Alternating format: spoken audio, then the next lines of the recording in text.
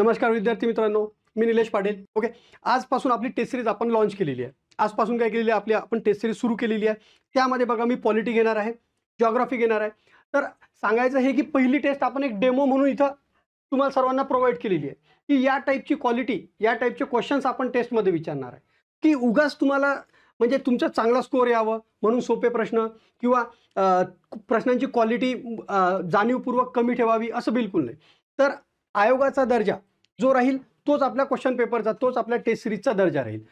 इथं तुम्हाला पेपर सोडवताना तुम्हाला डायरेक्ट आयोगाचा फील येणार की त्या टाईपचे क्वेश्चन्स मी सॉल्व्ह करत आहे. कारण की क्वेश्चन पेपर काढतानाच आपण पूर्णतः PYQ बघून आणि PYQ मध्ये आलेले सर्व टॉपिक्स आपण इथं कव्हर केलेले आहेत. आता इथं मी क्वेश्चन घेतलेले आहेत, इथं मी जवळपास 80 क्वेश्चन घेतलेले आहेत पॉलिटीचे. पण आणखीन बाकी टेस्ट ज्या आहेत आपल्या, त्यामध्ये आपण कॉम्प्रिहेन्सिव्ह टेस्ट आहेत, त्यामध्ये पण पॉलिटीचे क्वेश्चन्स राहतील. तर त्यामध्ये आपण काय केलेलं आहे, जे रिमेनिंग टॉपिक्स आहेत, समजा काही आयोगांवर आता होऊन राहिलं की सरकारी आयोगावर मागच्या वेळी याच्या आधी पण प्रश्न आला, पुंछ आयोगावर आला, तर त्या टाईपवर तो टॉपिक आपण तिथं कव्हर केलेला आहे की आणखी प्रश्न कसा येऊ शकते, मग आपण त्यात नेमकं काय केलं पाहिजे, ह्या सर्व गोष्टी काय केलेल्या आहेत आपण टेस्ट सिरीजमध्ये कव्हर केलेलं आहे. चला, आता तुम्ही सर्वांनी टेस्ट पेपर सॉल्व्ह केलेला आहे आणि नंतर तुम्ही विश्लेषण पाहताय असं मी गृहीत धरत आहे. जर तुम्ही आधी टेस्ट पेपर सॉल्व्ह केलेला नसणार तर तुम्ही विश्लेषण टेस्ट पेपर सॉल्व्ह केल्यानंतरच बघा, अदरवाईज तुम्हाला तेवढा त्याचा फायदा होणार नाही. पहिला क्वेश्चन पहा आजचा. ओके, सुरू करू डायरेक्ट की खालील विधानांचा विचार करून योग्य विधान निवडा. काय म्हटलेलं आहे योग्य विधान? आता संविधान सभा प्रत्यक्ष प्रौढ मतदानाच्या आधारावर निवडण्यात आली होती. पहिलं वाक्य. दुसरं वाक्य, संविधान सभेचे सदस्य अप्रत्यक्षपणे एकल संक्रमणीय मतदाराद्वारे प्रमाणशीर प्रतिनिधित्वाच्या पद्धतीद्वारे निवडले गेले होते. तिसरं वाक्य बघा, संविधान सभेची रचना स्टॅफर्ड क्रिप्स यांच्या ऑगस्ट ऑफरनुसार करण्यात आली होती. आता हे पहा, इथं हा प्रश्न मला सांगायचा, तुम्हाला लगेच उत्तर टिक केलं असेल ते गोष्ट वेगळी, पण टेस्ट सिरीजमध्ये विश्लेषण कसं राहील तर बघा की सगळ्यात पहिले की तुम्हाला 1922 पासून आतलं. 1922 मध्ये काय, महात्मा गांधी यांनी यंग इंडिया या न्यूजपेपरमध्ये संविधान सभा असा शब्द उल्लेख न करता अशा सभेची मागणी केली होती. मग तिथून की महात्मा गांधी यांचं काय, यंग इंडिया वृत्तपत्र. ओके, फक्त मी कीवर्ड लिहितो, तुम्ही बाकी लक्षात ठेवा की यंग इंडिया वृत्तपत्र. नंतर 1934 मध्ये मानवेंद्रनाथ रॉय यांनी काय केलं होतं, संविधान सभेची कल्पना सर्वात पहिले मांडली होती. तर मग आपल्याला 1934 माहिती पाहिजे. मानवेंद्रनाथ रॉय. मग ते जरी मी मानवेंद्रनाथ रॉय लिहिलं तर तुम्हाला समजून गेलं की पाहिजे मानवेंद्रनाथ रॉय यांनी सर्वात पहिले काय संविधान सभेची कल्पना मांडली होती. मग तिथून 1938 मध्ये, तर 1938 मध्ये काय झालं की पंडित जवाहरलाल नेहरू यांनी पंडित नेहरू यांनी काँग्रेसच्या वतीने, हे शब्द महत्वाचा की पंडित नेहरू यांनी काँग्रेसच्या वतीने भारताची घटना तयार करण्यासाठी, भारताचं संविधान तयार करण्यासाठी संविधान सभा असावी आणि ती भारतीयांद्वारे तयार केलेली असावी, म्हणजे त्या संविधान सभेत भारतीय सदस्य असावे. ओके, झालं. तिथून पुढे गेलो तर 1938 मध्येच काँग्रेसने सुद्धा काय केलं होतं, संविधान सभेची मागणी केली होती. ते केव्हा, तर डिसेंबर 1938 मध्ये. मग डिसेंबर का बरं, तर डिसेंबरमध्ये काँग्रेसचं अधिवेशन असते. त्या अधिवेशनात त्यांनी काय केली होती, पाटणा येथील अधिवेशनात, की संविधान सभेची मागणी केली होती. तिथून बघा पुढे गेलो 1940. 1940 मध्ये काय, लॉर्ड लिनलिथगो यांची ऑगस्ट ऑफर होती. हे पहा, ऑगस्ट ऑफर 1940 ची आहे. ऑगस्ट ऑफर कोणाची आहे, तर लॉर्ड लिनलिथगो यांची आहे. तर त्यांनी काय म्हटलं होतं की भारताची घटना तयार करायची आहे, भारताची घटना तयार करण्यासाठी संविधान सभा पाहिजे. सर्वात पहिले मान्य केलं होतं इंग्रजांनी 1940 मध्ये. वाक्य हे पण महत्वाचं, संविधान सभा पाहिजे पण ती मुख्यतः भारतीयांद्वारे तयार केलेली असावी. मग आपला प्रॉब्लेम इथंच होता की मुख्यतः भारतीयांद्वारे तयार केली गेलेली असावी, म्हणजे त्यात इंग्रज पण राहतील ना. तर आपल्याला हा शब्द नव्हता पाहिजे किंवा मुख्यतः, म्हणून आपण काय केलं होतं, ऑगस्ट ऑफर फेटाळली होती. ऑगस्ट ऑफर मध्ये कोणता शब्द महत्वाचा होता माहिती आहे का, मुख्यतः. आणखीन महत्वाचं काय होतं की 1940 मध्ये ऑगस्ट ऑफरद्वारे पहिल्यांदा इंग्रजांनी मान्य केलं होतं की भारताची घटना तयार करण्यासाठी, भारताचं संविधान तयार करण्यासाठी संविधान सभा असेल. ओके, नंतर आलं 1942 मध्ये स्टॅफर्ड क्रिप्स यांनी काय म्हटलं होतं की भारताची घटना तयार करण्यासाठी संविधान सभा असेल आणि क्रिप्स, सी वरून लक्षात ठेवा, CRIPS क्रिप्स असं स्पेलिंग आपण कन्सिडर करू. पण यांनी काय म्हटलं होतं की भारताची घटना तयार करण्यासाठी संविधान सभा असली पाहिजे आणि ती पूर्णतः कम्प्लिटली, क्रिप्स फॉर सी, कम्प्लिटली पूर्णतः भारतीयांद्वारे तयार केली गेलेली असणार. हे यांनी म्हटलं होतं. पण यांनी काय म्हटलं होतं की सध्या महायुद्ध सुरू आहे, मग या दुसऱ्या महायुद्धानंतर काय करू आपण, संविधान सभा तयार करू आणि ती संविधान सभा पूर्णतः भारतीयांद्वारे तयार केली गेलेली असणार. तर आपण तेव्हा काय काय आपलं म्हणणं होतं की आताच पाहिजे, दुसरं महायुद्धानंतर नको, तर त्याची जे संविधान सभेची निर्मिती आहे ती आता झाली पाहिजे. मग त्यामुळे काय केलं होतं, ऑगस्ट ऑफर सुद्धा काय क्रिप्स प्रस्ताव पण फेटाळला होता. आणि महत्त्वाचं काय होतं की क्रिप्समध्ये कम्प्लिटली मुख्यतः हा शब्द वापरला होता. आणि महात्मा गांधींनी क्रिप्स प्रस्तावाला काय म्हटलं होतं, बुडत्या बँकेचा चेक म्हटलं होतं. हे सुद्धा लक्षात ठेवा. काय म्हटलं होतं, बुडत्या बँकेचा चेक. मग शेवटी 1946 मध्ये बघा, इथून सर्वात शेवटी मग 1946 मध्ये, तर केव्हा, मे 1946. आता तुम्ही म्हणणार सर इथं महिना काय, तर हो, महिन्यासहित मे 1946 मधली काय कॅबिनेट मिशन प्लान म्हणजे त्रिमंत्री योजना. आत्ता समाज कल्याणच्या परीक्षेत प्रश्न काय विचारला होता, कॅबिनेट मिशन प्लान त्रिमंत्री योजना केव्हाची आहे, आणि त्यात ऑप्शन होते मे 1946, जून 1946 अशा टाईपचे. तर 16 मे 1946चं काय कॅबिनेट मिशन प्लान म्हणजे त्रिमंत्री योजना, त्याच्यानुसार आपली संविधान सभा तयार केली गेली होती. आणि त्या संविधान सभेत मग 389 सदस्य असतील, 292 प्लस 4 प्लस 73 संस्थानिकांचे प्रतिनिधी या टाईपमध्ये. ओके, तर हे लक्षात ठेवा. तर संविधान सभेची स्थापना कशानुसार झाली होती, तर 1946च्या कॅबिनेट मिशननुसार. त्यात 389 सदस्य. पण कॅबिनेट मिशनमध्ये काय सांगितलं होतं की संविधान सभेची जे सदस्य राहतील संविधान सभेत, त्यांची जर प्रत्यक्ष निवडणूक घेतली तर वेळ लागेल, ही वेळखाऊ प्रक्रिया आहे. त्यापेक्षा काय करा, जे नुकतेच प्रांतिक कायदे मंडळ स्थापन झालेले आहेत 1935च्या कायद्यानुसार, त्यातल्या सदस्य तुम्ही अप्रत्यक्षपणे निवडा. अप्रत्यक्षपणे म्हणजे कसं की एकल संक्रमणीय मताद्वारे प्रमाणशीर प्रतिनिधित्व पद्धत, या पद्धतीनं ते निवडा. म्हणजेच संविधान सभा काय प्रत्यक्ष निवडणुकीद्वारे झाली नव्हती. हे म्हणजे संविधान सभेची स्थापना काय प्रत्यक्ष निवडणुकीद्वारे झाली नव्हती, हे शब्द महत्त्वाचा. पण त्यात एक लक्षात ठेवा भावांनो, की जरी ते प्रत्यक्ष निवडणुकीद्वारे नव्हती झाली, तरी पण समजा निवडणुका जरी घेतल्या असत्या तरी बऱ्यापैकी तेच सदस्य असते, हे पण तेवढं सत्य आहे. म्हणजे पहा, प्रत्यक्ष प्रौढ मतदानाच्या आधारावर निवडण्यात आली होती का, तर नाही, कारण की ती वेळखाऊ प्रक्रिया होती. म्हणून काय केलं होतं, जे नुकतेच प्रांतिक कायदे मंडळ स्थापन झाले होते, जसं विधानसभा म्हणा, महाराष्ट्राची विधानसभा, गुजरातची, कर्नाटकची, या टाईपमधल्या, तेव्हा जे प्रांतिक कायदे मंडळ होते म्हणजे बॉम्बे, मद्रास, बिहार, ओरिसा, त्यांच्यातून ते निवडले गेलेले होते. संविधान सभेचे सदस्य अप्रत्यक्षपणे एकल संक्रमणीय मताद्वारे प्रमाणशीर प्रतिनिधित्वाच्या पद्धतीने निवडले गेले होते. वाक्य माझं बरोबर आहे. संविधान सभेची रचना स्ट्रॅफर्ड क्रिप्स, ऑगस्ट ऑफर नाही. हे काय कशानुसार होती, तर 16 मे 1946च्या कॅबिनेट मिशन प्लान त्रिमंत्री योजना. आणि त्या त्रिमंत्री योजना म्हणजे 3 लोक होते. 3 लोक कोण होते, पॅथिक लॉरेन्स, ट्रॅफर्ड क्रिप्स आणि एव्ही अलेक्झांडर. हे पहा, PAC पॅक, तिघांचा पॅक होता. P for पॅथिक Lawrence, A for एव्ही Alexander आणि C फॉर क्रिप्स. ओके, अशा प्रकारे हा प्रश्न अशा टाईपमध्ये जर तुम्ही करत गेले, अशा टाईपमध्ये जर का तुम्ही प्रश्न सोडवत गेले, तर तुमची रिव्हिजन नेक्स्ट लेवलची होऊन जाते आणि येणारे प्रश्न तुम्ही लगेच अटेम्प्ट करणार. म्हणजे बघा, मी संविधान सभेबद्दल जेवढी मॅक्झिमम माहिती देता आली तेवढी मी तुम्हाला या प्रश्नामध्ये दिलेली आहे. ओके, आता पुढचा प्रश्न पहा. झालं पहा, हा प्रश्न खूप जास्त महत्त्वाचा. जे प्रश्नपत्रिका बनवताना हे प्रेडिक्शन बेस बनवली आहे आम्ही, की प्रेडिक्शन बेस म्हणजे अशी की यातले प्रश्न तुम्हाला परीक्षेत तुमच्या दिसतील. जेव्हा गट ब चा पेपर देणार आहे, जो आपला कंबाईनचा पेपर देणार आहे, जो गट क चा पेपर देणार आहे, तुम्हाला आपल्या टेस्टमधले प्रश्न दिसतील म्हणजे दिसतील, यात काही दुमतच नाही. तर पहा पुढचा प्रश्न, किंवा भारतीय स्वातंत्र्याचा कायदा 1947 नुसार खालीलपैकी कोणते बदल संविधान सभेत करण्यात आले होते. सगळ्यात पहिले लक्षात काय ठेवायचं की भारतीय स्वातंत्र्याचा कायदा हा कशाच्या आधारावर बनवलेला होता, तर माउंट बॅटन योजनेच्या आधारावर. काय, माउंट बॅटन योजनेच्या आधारावर, जे 3 जून 1947 ची. ओके, त्या आधारावर, माउंट बॅटन योजनेच्या आधारावर हा बनवला होता. हे महत्वाचं. आणि याच माउंट बॅटन योजनेच्या आधारावर भारत आणि पाकिस्तान 2 स्वतंत्र राज्य केले होते, 2 स्वतंत्र देश केले होते. ओके, आणि या म्हणजे माउंट बॅटन योजनेच्या आधारावर जो आपला भारतीय स्वातंत्र्याचा कायदा 1947 केला, त्यानुसार संविधान सभेत 3 बदल झाले होते. 3 बदल झाले होते. तर पहिला कोणता, तर संविधान सभेला पूर्ण सार्वभौमत्व प्राप्त झाले. म्हणजे आता संविधान सभा पूर्णतः सार्वभौम झाली. कोणती तरतूद ठेवायची, कोणती तरतूद काढायची, कोणत्या तरतुदीमध्ये बदल करायचा, हे सर्वच्या सर्व ठरवण्याचा अधिकार आता संविधान सभेला भेटला. पहा, दुसरं काय झालं, संविधान सभेची सदस्य संख्या कमी झाली. काय म्हटलं मी, कॅबिनेट मिशननुसार संविधान सभेची स्थापना झाली होती तेव्हा 389 सदस्य होते, ते आता 299 झाले. ते किती झाले आता 299 झाले. म्हणजे काय झालं, संविधान सभेची सदस्य संख्या कमी झाली. झाला दुसरा बदल. तिसरा बदल पहा, संविधान सभेला कायदे मंडळाचा दर्जा प्राप्त झाला. आता पहा, संविधान सभा, घटना समिती म्हणा, संविधान सभा म्हणा, एकच आहे. ते काय करत होतं, देशासाठी संविधान तयार करत होते. संविधान तयार करत होते. तर भावांनो, तर संविधान तयार करत होतं, पण 1947च्या कायद्यानुसार त्यांना कायदे मंडळाचा म्हणजे संसदेचा, कायदे मंडळ म्हणजे आपण संसद म्हणू, संसदेचा दर्जा प्राप्त झाला.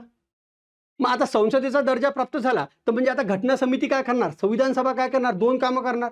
एक घटना तयार करणार आणि दुसरं देशासाठी घटनेव्यतिरिक्त इतर कायदे तयार करणार. संसदेचं काम काय असते, देशासाठी कायदा तयार करणे. तर मग जेव्हा घटना तयार करणार तेव्हा त्या समितीच्या म्हणजे बघा, संविधान सभेची बैठक आता 2 शिफ्टमध्ये व्हायला लागली. सकाळच्या शिफ्टमध्ये तुम्ही संविधान तयार करताय, संध्याकाळच्या शिफ्टमध्ये तुम्ही काय करताय, देशासाठी इतर कायदे तयार करताय. मग जेव्हा देशासाठी संविधान तयार करण्याचं काम राहे तेव्हा त्या बैठकीचा अध्यक्ष कोण राहत होतं, डॉक्टर राजेंद्र प्रसाद. ओके. आणि जेव्हा संविधान सभा कायदे मंडळ म्हणून, संसद म्हणून काम करत होतं तेव्हा त्याचा अध्यक्ष कोण राहत होतं, जी.व्ही. माळवणकर. जी.व्ही. माळवणकर, गणेश वासुदेव माळवणकर. ओके. जी.व्ही. माळवणकर तेव्हा त्याचे अध्यक्ष राहत होते. आणि महत्वाचं काय, जी.व्ही. माळवणकरची हे लक्षात ठेवा, यांची नियुक्ती काय झाली 17 नोव्हेंबर 47 या दिवशी यांची नियुक्ती झाली होती. हे एक तेवढं महत्वाचं. आणि जी.व्ही. माळवणकर अशी व्यक्ती होते की जे पहिल्या लोकसभेचे पण अध्यक्ष नंतर जी.व्ही. माळवणकर होते. पदावर असताना त्यांचा मृत्यू झाला. नंतर अनंत शयन अय्यंगार पहिल्या लोकसभेचे अध्यक्ष झाले. जी.व्ही. माळवणकर असे एकमेव व्यक्ती होते की ज्यांना पदावरून हटवण्यासाठी प्रस्ताव आला होता. हे जी.व्ही. माळवणकरांबद्दल. बाकीच्या गोष्टी पण लक्षात ठेवा. तर हे त्यांची नियुक्ती लक्षात ठेवा. आणि संविधान सभा जेव्हा संसद म्हणून काम करे, जेव्हा कायदे मंडळ म्हणून काम करे तेव्हा त्याचे अध्यक्ष जी.व्ही. माळवणकर असतात. आणि जेव्हा ते घटना समिती म्हणून काम करे, जेव्हा ते घटना तयार करण्याचं काम करे तेव्हा त्याचे अध्यक्ष कोण असतात, डॉक्टर राजेंद्र प्रसाद. ओके. चला पुढचा प्रश्न पाहू. म्हणजे काय झालं भावांनो, की कोणते बदल झाले, तर वरीलपैकी सर्व. तर 3 बदल झाले होते, 3 बदल. आणि हे जे 3 बदल इथं दिलेले आहेत. पुढे गेलो. हे बघा, फेब्रुवारी 1948 मध्ये भारतीय घटनेचा पहिला मसुदा प्रकाशित करण्यात आला होता. भारतीय राज्यघटनेचा अंतिम मसुदा 4 नोव्हेंबर 1948 रोजी संविधान सभेत मांडण्यात आला होता, म्हणजे मांडला होता. 24 नोव्हेंबर 1949 रोजी घटना अंमलात आली होती. आता पहा, पहिला मसुदा केव्हा मांडला, फेब्रुवारी 1948 मध्ये. दुसरा मसुदा केव्हा मांडला, तर ऑक्टोबर 1948 मध्ये. आणि तिसरा मसुदा केव्हा मांडला, तर नोव्हेंबर 1948 मध्ये. म्हणजे एकाच वर्षात तीनही वेळा एकाच वर्षात केलेलं आहे काम. म्हणजे असं नका लक्षात घेऊ की बा पहिला मसुदा, दुसरा मसुदा, ते नाही, तिन्ही एकाच वर्षात आहे. ते 1948 मध्ये आहे. हे एक लक्षात ठेवा. झालं तर झालं. म्हणजे पहिला मसुदा फेब्रुवारी 1948 मध्ये मांडला. नंतर काय, जनतेला वेळ दिला की तुम्ही याच्यावर म्हणजे सूचना करा की काय केलं पाहिजे, आणखीन काय बदल केले पाहिजे, जनतेच्या सूचना घेतल्या. नंतर ऑक्टोबरमध्ये दुसरा मांडला. आणि फायनल म्हणजे शेवटचा तिसरा हा नोव्हेंबर 1948 रोजी मांडला. झालं इथपर्यंत. पुढे पहा की 26 नोव्हेंबर झालं 26 नोव्हेंबर 1900 हे झालं. 26 नोव्हेंबर 1949 रोजी घटना अंमलात आली नाही. 26 नोव्हेंबर 1949 रोजी घटना अंशतः अंमलात आली. घटनेचे 16 अनुच्छेद त्या दिवशी लागू केले होते. काय केलं होतं, घटनेचे 16 अनुच्छेद लागू केले होते. हे महत्वाचं. तर एकूण किती अनुच्छेद लागू केले, तर 16 अनुच्छेद लागू केले. किती, 16. ते 16 कोणते, तर पुढच्या प्रश्नात ते येणारच आहेत. मग ते 5, 6, 7, 8, 9, 60 ते वगैरे मी सगळं सांगणारच आहे. मग त्यात निवडणूक आयोग आलं, राष्ट्रपतींची शपथ आलं, नागरिकत्व आलं. त्यात मूलभूत अधिकार येत नाहीत, त्या दिवशी लागू नव्हते केले. ते 26 जानेवारी 1950 ला लागू झाले. ते पुढच्या प्रश्नात मी सांगतोच तुम्हाला. तर झालं. तर हे माझं चुकते. अंमलात नव्हती आली, ते स्वीकृत केली होती, स्वतःप्रत अर्पण केली होती, ते अंशतः लागू झाली होती. ओके. म्हणजे काय झालं, माझं काय विचारलेलं आहे, योग्य विधान निवडा. तर माझं झालं अ आणि ब बरोबर. अ आणि ब माझं काय झालं, बरोबर. चला पुढे पहा. पहा, योग्य जोड्या लावा. हे पहा, हा प्रश्न आतापर्यंत 2-3 वेळा आला आणि परतही येण्याचे चान्सेस आहेत. तर कशा प्रकारे मी हे तुम्हाला सांगतो. हे बघा, काय विचारलाय की म्हणजे दिनांक दिलेला आहे आणि संबंधित घटना. संविधान सभा देशासाठी संविधान तयार करत होतं. संविधान सभा संविधान तयार करायच्या व्यतिरिक्त आणखीन काय करतो, संसद म्हणूनही काम करत होतं. ओके. तर पहा भावांनो, की त्या व्यतिरिक्तही त्यांना इतर काय कामं केलेले आहेत. तर मे 1949 रोजी एकच काम केलं, तर ते म्हणजे राष्ट्रकुलाच्या सदस्यत्वाला मान्यता दिली. काय, पहिलं 1चं 1. 22 जुलै 47 हां 22 जुलै 47 असं लक्षात ठेवा. 22/7/47 मधला 7 असा पहा. तुमच्या हिशोबानं कसं तरी ट्रिक बनवून लक्षात ठेवा की या दिवशी एकच काम केलं. काय केलं? झेंड्याची स्वीकृती, ध्वज स्वीकृती, झेंडा स्वीकृती, त्याचं डिझाईन पिंगली व्यंकय्या आंध्र प्रदेशचे त्यांनी बनवलं. ओके. 24 जानेवारी 1950 रोजी काय काम केलं? तर 4 कामं केली भावांनो. पहिलं कोणतं? तर एक पहा, राष्ट्रगीताला मान्यता दिली, राष्ट्रगान याला मान्यता दिली. तिसरं संविधान सभेला तात्पुरती संसद बनवलं, तात्पुरती संसद. आणि काय? राजेंद्र प्रसाद यांची निवड, यांची राष्ट्रपती म्हणून निवड केली 24 जानेवारीला. नंतर 26 जानेवारीला त्यांनी शपथ घेतली. ओके. के.टी. शहा यांच्या विरुद्ध कोण होते तेव्हा? के.टी. शहा होते. तर हे लक्षात ठेवा की संविधान सभेनं 24 जानेवारी 1950 रोजी 4 कामं केले. पहिलं राष्ट्रगीताला मान्यता दिली, राष्ट्रगानला स्वीकृती दिली. त्यानंतर काय? तात्पुरती संसद म्हणून संविधान सभेला केलं आणि राजेंद्र प्रसाद यांची राष्ट्रपतीपदी निवड केली. आता हे तात्पुरती संसद म्हणजे हे 24 जानेवारी, तर हे इथून या दिवसापासून तर पहिल्या लोकसभेचं गठन होईपर्यंत, पहिली लोकसभा तयार होईपर्यंत संविधान सभेनं तात्पुरती संसद म्हणून काम केलं. पहिल्या लोकसभेची बैठक भरली समजा 13 मे 1952ला भरली. तर तेव्हापर्यंत काय केलं? संविधान सभेनंच आपलं तात्पुरती संसद म्हणून काम केलं. ओके. राहील लक्षात? चला पुढचा प्रश्न पहा. प्रश्न सोपा होता. नेक्स्ट टाइम प्रश्न कसा येऊ शकते? आता जोड्यामध्ये दिलं. प्रश्न कसा असू शकते? असे 4 विधानं देतील आणि म्हणतील योग्य विधान निवडा. की देतील 1 मे 1949 रोजी राष्ट्रकुलाच्या सदस्यत्वाला मान्यता, किंवा मग इथं 22 जुलै 47 इथं काही वेगळं टाकतील. या टाईपमध्ये प्रश्न येईल. नंतर हे जसं लेक्चर होईल त्यावर नंतर आपण पॉलिटीमध्ये आणखीन काय केलं पाहिजे याबद्दल बोलूच. पण आता हे बघा, प्रश्न घेऊ पुढचा. खालील विधानांचा विचार करून योग्य विधान निवडा. हे पहा, संविधान सभेबद्दल कोण काय बोललं याच्यावर पाहिजे. विन्स्टन चर्चिल यांनी संविधान सभेला एका जातीची संस्था म्हटलं होतं. विन्स्टन चर्चिल यांनी काय म्हटलं होतं? एका जातीची संस्था म्हटलं होतं. वाक्य बरोबर आहे. आणि हे एक लक्षात ठेवा, सायमन गोबॅकवाले सायमन यांनी काय म्हटलं होतं? हिंदूंची संस्था म्हटलं होतं. हिंदूंची संस्था. जोड्या लावामध्ये किंवा सरळ स्टेटमेंटमध्ये प्रश्न येऊ शकतो. ग्रॅनविल ऑस्टिन यांनी संविधान सभा म्हणजेच काँग्रेस आणि काँग्रेस म्हणजेच भारत, काँग्रेस म्हणजेच भारत असं म्हटलं होतं. ओके. संविधान सभा म्हणजेच काँग्रेस आणि काँग्रेस म्हणजेच भारत. आता पहा, संविधान निर्मितीसाठी केलेल्या कार्याबद्दल बी.एन. राव यांनी आंबेडकरांना स्किल्ड पायलट म्हटले होते. तर भावांना हे वाक्य चुकते. तर बी.एन. राव यांनी नाही, तर राजेंद्र प्रसाद यांनी म्हटलं होतं. स्किल्ड पायलट म्हटलं होतं. म्हणजे जसं एखादं विमान चालवण्यासाठी स्किल्ड पायलट पाहिजे, तसंच संविधान सभा या नावाचं हे विमान चालवण्याचं महत्त्वाचं काम डॉक्टर बाबासाहेब आंबेडकरांनी केलं होतं. म्हणून त्यांना डॉक्टर राजेंद्र प्रसाद यांनी काय म्हटलं होतं? स्किल्ड पायलट म्हटलं. डॉक्टर राजेंद्र प्रसाद यांनी आणखीन काय म्हटलं होतं? की म्हणजे इथं अध्यक्ष म्हणून केलेलं मी सर्वात महत्त्वाचं काम म्हणजे संविधान सभेचा अध्यक्ष म्हणून केलेलं मी सर्वात महत्त्वाचं काम म्हणजे 30 ऑगस्ट म्हणजे 29 ऑगस्ट 1947ला मसुदा समिती स्थापन झाली आणि 30 ऑगस्ट 1947ला डॉक्टर बाबासाहेब आंबेडकरांची मसुदा समितीच्या अध्यक्षपदी निवड झाली. तर डॉक्टर राजेंद्र प्रसाद म्हणत होते की मी सर्वात महत्त्वाचं काम जे केलेलं आहे ते डॉक्टर बाबासाहेब आंबेडकरांची मसुदा समितीच्या अध्यक्षपदी केलेली निवड, हे काय होतं? माझं आजपर्यंतचं सर्वात महत्त्वाचं काम होतं. आणि डॉक्टर बाबासाहेब आंबेडकरांचं काम पाहून संविधान सभेचेच एक सदस्य होते के.व्ही. राव. त्यांनी काय म्हटलं होतं माहिती आहे काय? आता एखाद्या व्यक्तीने एखाद्या क्षेत्रात विशेष काम केलं तर आपण म्हणतो की तो त्या क्षेत्राचा जनक आहे. स्त्री असली तर आपण म्हणतो ते जननी आहे. तर के.व्ही. राव डॉक्टर बाबासाहेब आंबेडकरांचं काम पाहून एवढे इम्प्रेस झालेले होते की त्यांनी म्हटलं की डॉक्टर बाबासाहेब आंबेडकर हे संविधान सभेचे जनक नाही तर जननी सुद्धा आहे. तर हे वाक्य लक्षात ठेवा. हे कुणी म्हटलं होतं? के.व्ही. राव. के.व्ही. राव यांनी डॉक्टर बाबासाहेब आंबेडकरांना म्हटलं होतं. तर हे जनक नाही तर जननी सुद्धा आहेत. ओके. राहील लक्षात? झाला इथपर्यंत. आणखीन एक लक्षात ठेवा, विन्स्टन चर्चिल यांनी काय एका जातीची संस्था म्हटलं होतं. आता तुम्हाला माहिती आहे 9 डिसेंबर 1946ला पहिली बैठक भरली. त्या दिवशी काय झालं? मुस्लिम लीगने काय केला होता? बहिष्कार टाकला होता. मुस्लिम लीगने बहिष्कार टाकला तर विन्स्टन चर्चिल एक वाक्य बोलले होते आणि ते वाक्य महत्त्वाचं. ते काय म्हटलं होते? की संविधान सभा हा असा एक विवाह आहे की ज्याची नवरीच गायब आहे. असं कोणी म्हटलेलं आहे? तर विन्स्टन चर्चिल यांनी म्हटलेलं आहे. हे पण एक लक्षात ठेवा. अशी टीका विन्स्टन चर्चिल यांनी केली होती. ओके. पुढचं तेव्हा खालीलपैकी अयोग्य विधान निवडा म्हणते.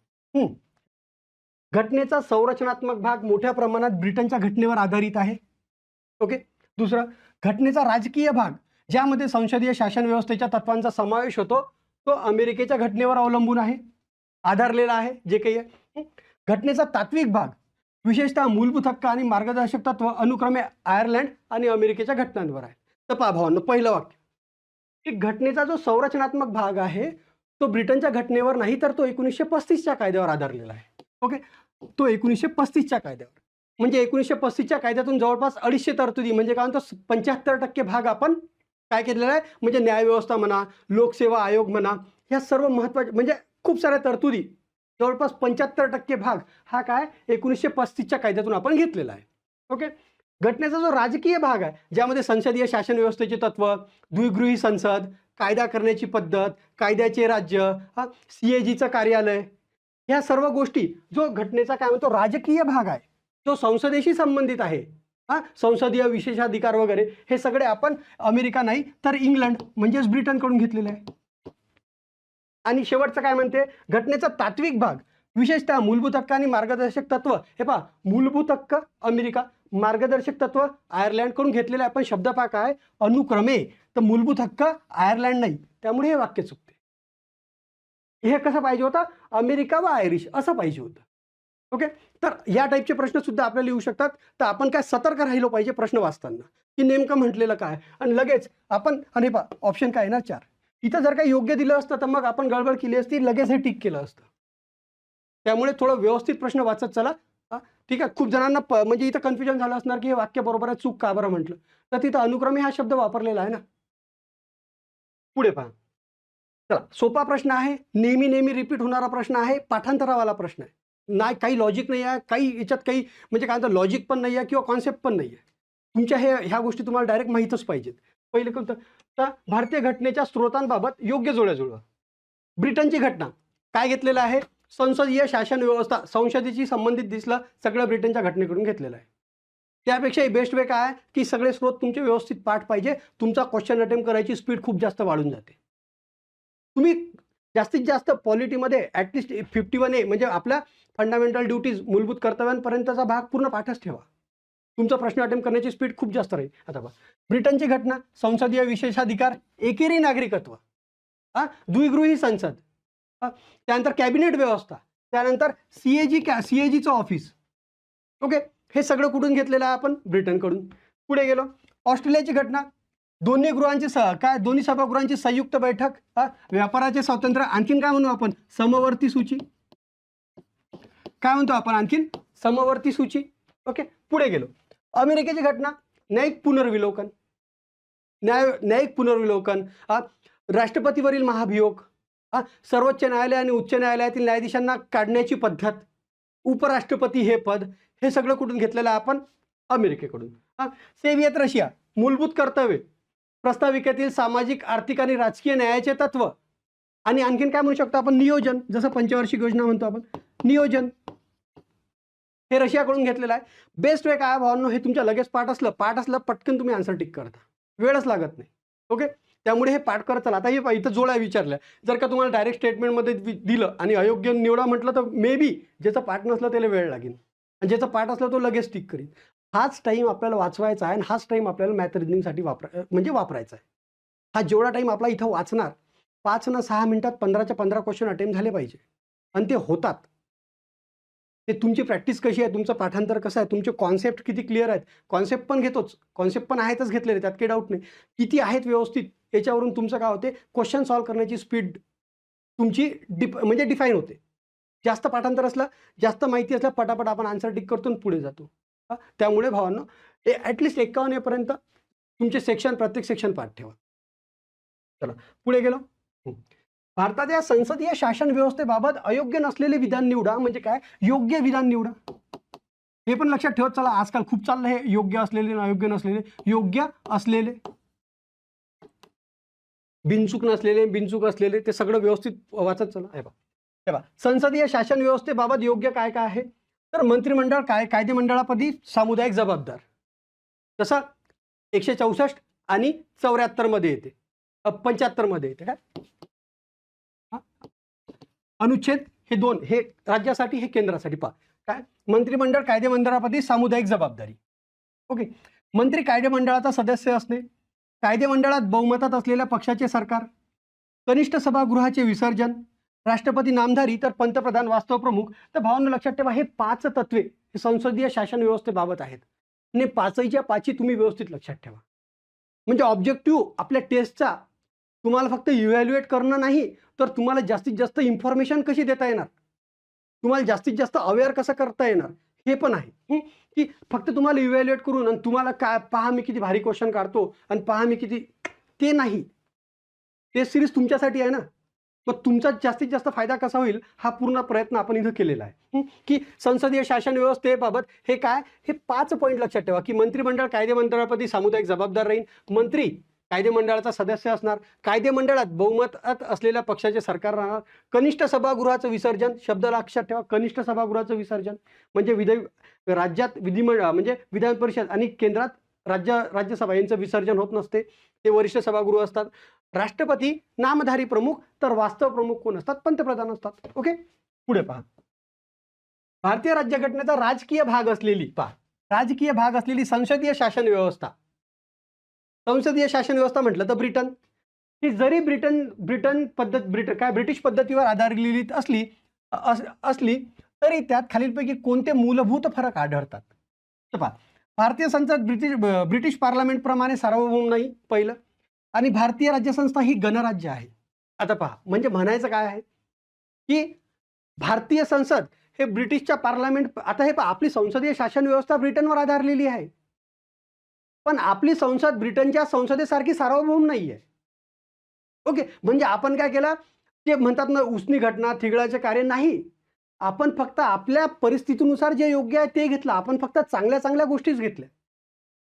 आपली संसद सार्वभौम नाही. याचं उदाहरण पहा, म्हणजे कसं की संसदेने जर का एखादा कायदा केला आणि तो भाग 3 मधील मूलभूत हक्काचं उल्लंघन करणारा असला तर न्यायव्यवस्था तो कायदा काय करते, रद्द करते.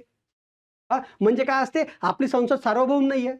म्हणजे काय, आपली संसद कोणताही कायदा नाही करू शकत, समाजहिताविरोधाचा कायदा नाही करू शकत, मूलभूत हक्काचं उल्लंघन होणारा कायदा नाही करू शकत.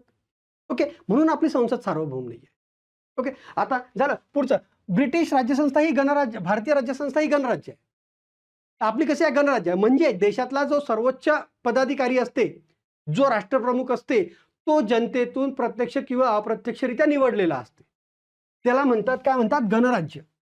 त्याला काय म्हणतात, गणराज्य. म्हणजे तो विशिष्ट घराण्यातला नसते, तो विशिष्ट घराण्यातला नसते, तो जनतेमधून असते, तो प्रत्यक्ष किंवा अप्रत्यक्ष. जसं राष्ट्रपती काय आले, देशाचे प्रमुख झाले, तर ते अप्रत्यक्षरित्या निवडले गेले ना. आपण स्वतः तर मतदान नाही केलं, पण आपण ज्यांना मतदान केलं त्यांनी आपल्यातर्फे त्यांना मतदान केलं, ते झालं अप्रत्यक्ष निवडणूक. ओके, तर हे काय, भारतीय राज्यसंस्था ही गणराज्य आहे. आणि ब्रिटिश काय, म्हणजे भारतीय संसद ब्रिटिश संसदेप्रमाणे सार्वभौम नाही. म्हणजे काय, दोन्ही बरोबर आहेत. काय, दोन्ही बरोबर. आणखीन महत्वाचं काय ठेवायचं की अमेरिकेमध्ये कसं आहे, तिथली न्यायपालिका सार्वभौम आहे, म्हणजे न्यायपालिका सर्वोच्च आहे. ब्रिटनमध्ये कसं आहे की इथली संसद सर्वोच्च आहे, पण भारतात म्हणजे न्यायपालिका पण सर्वोच्च नाही आहे, संसद पण सर्वोच्च नाही. ओके, हा एक महत्वाचा फरक.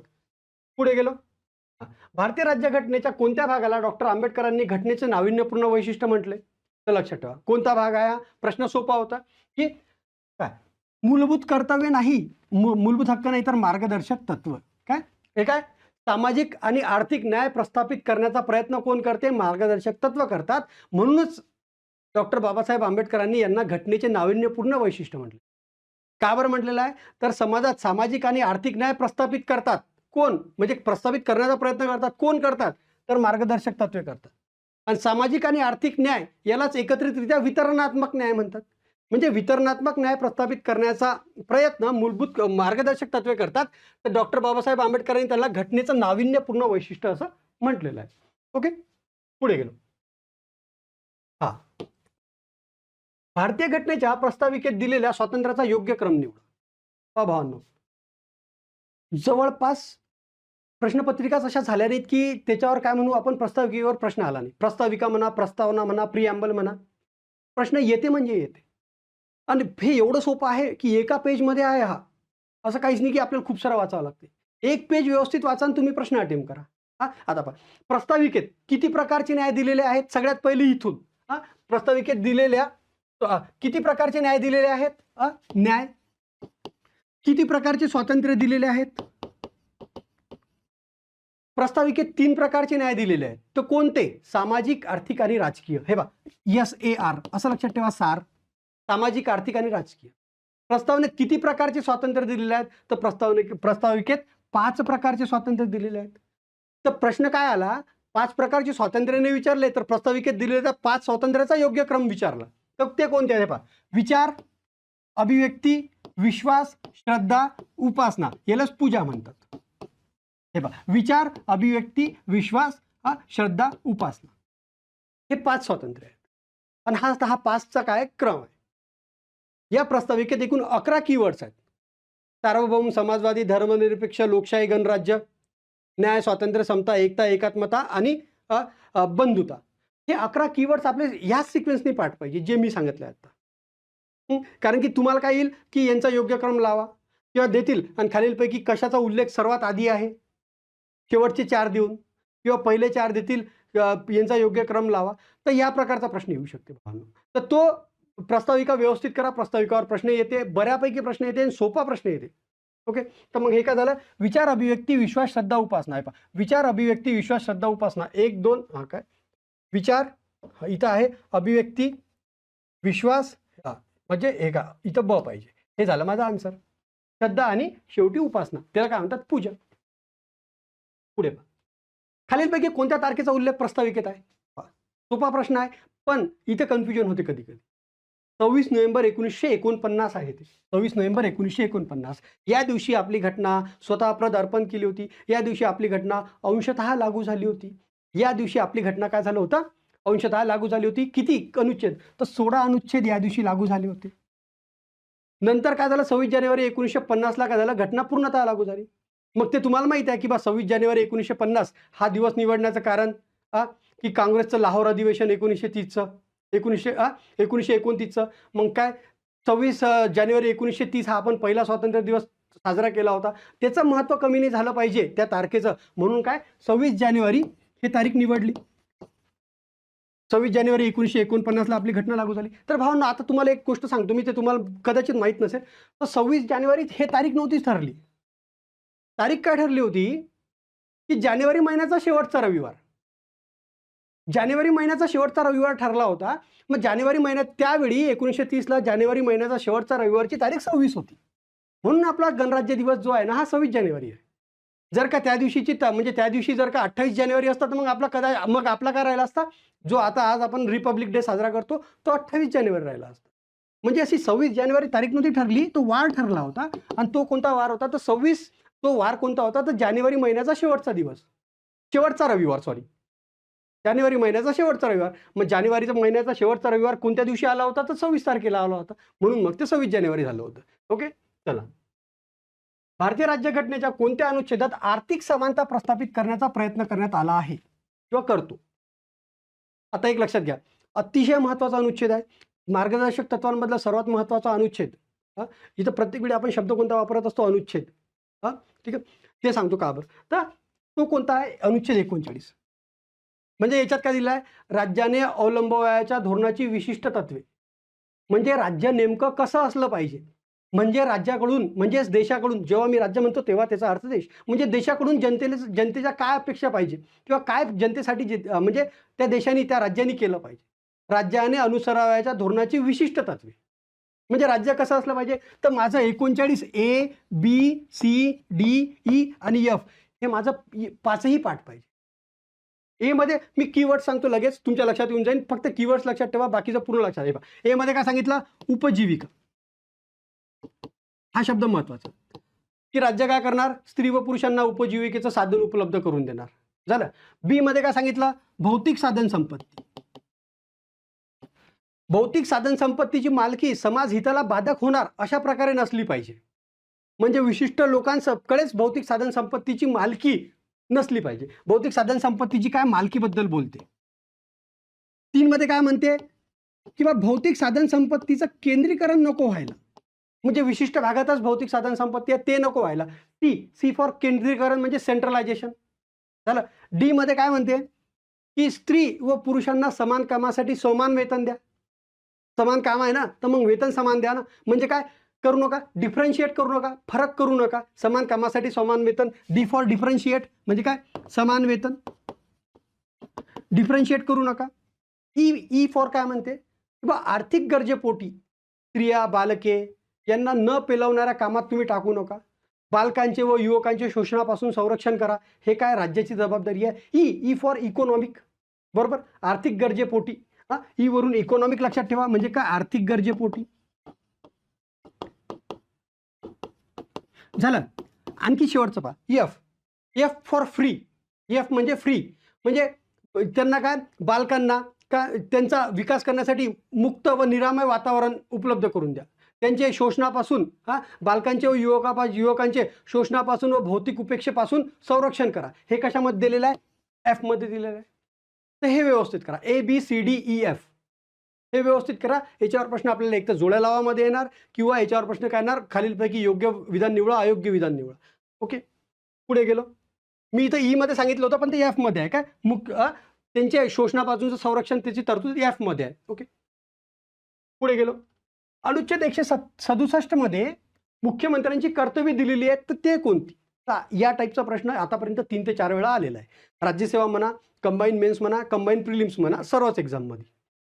तर हे पहा, हे आहे 167 मध्ये काय, मुख्यमंत्र्यांची. आणि इथं जर पंतप्रधान असतं, इथं जर का पंतप्रधान असतं, तर इथं आलं असतं 78 आणि 167.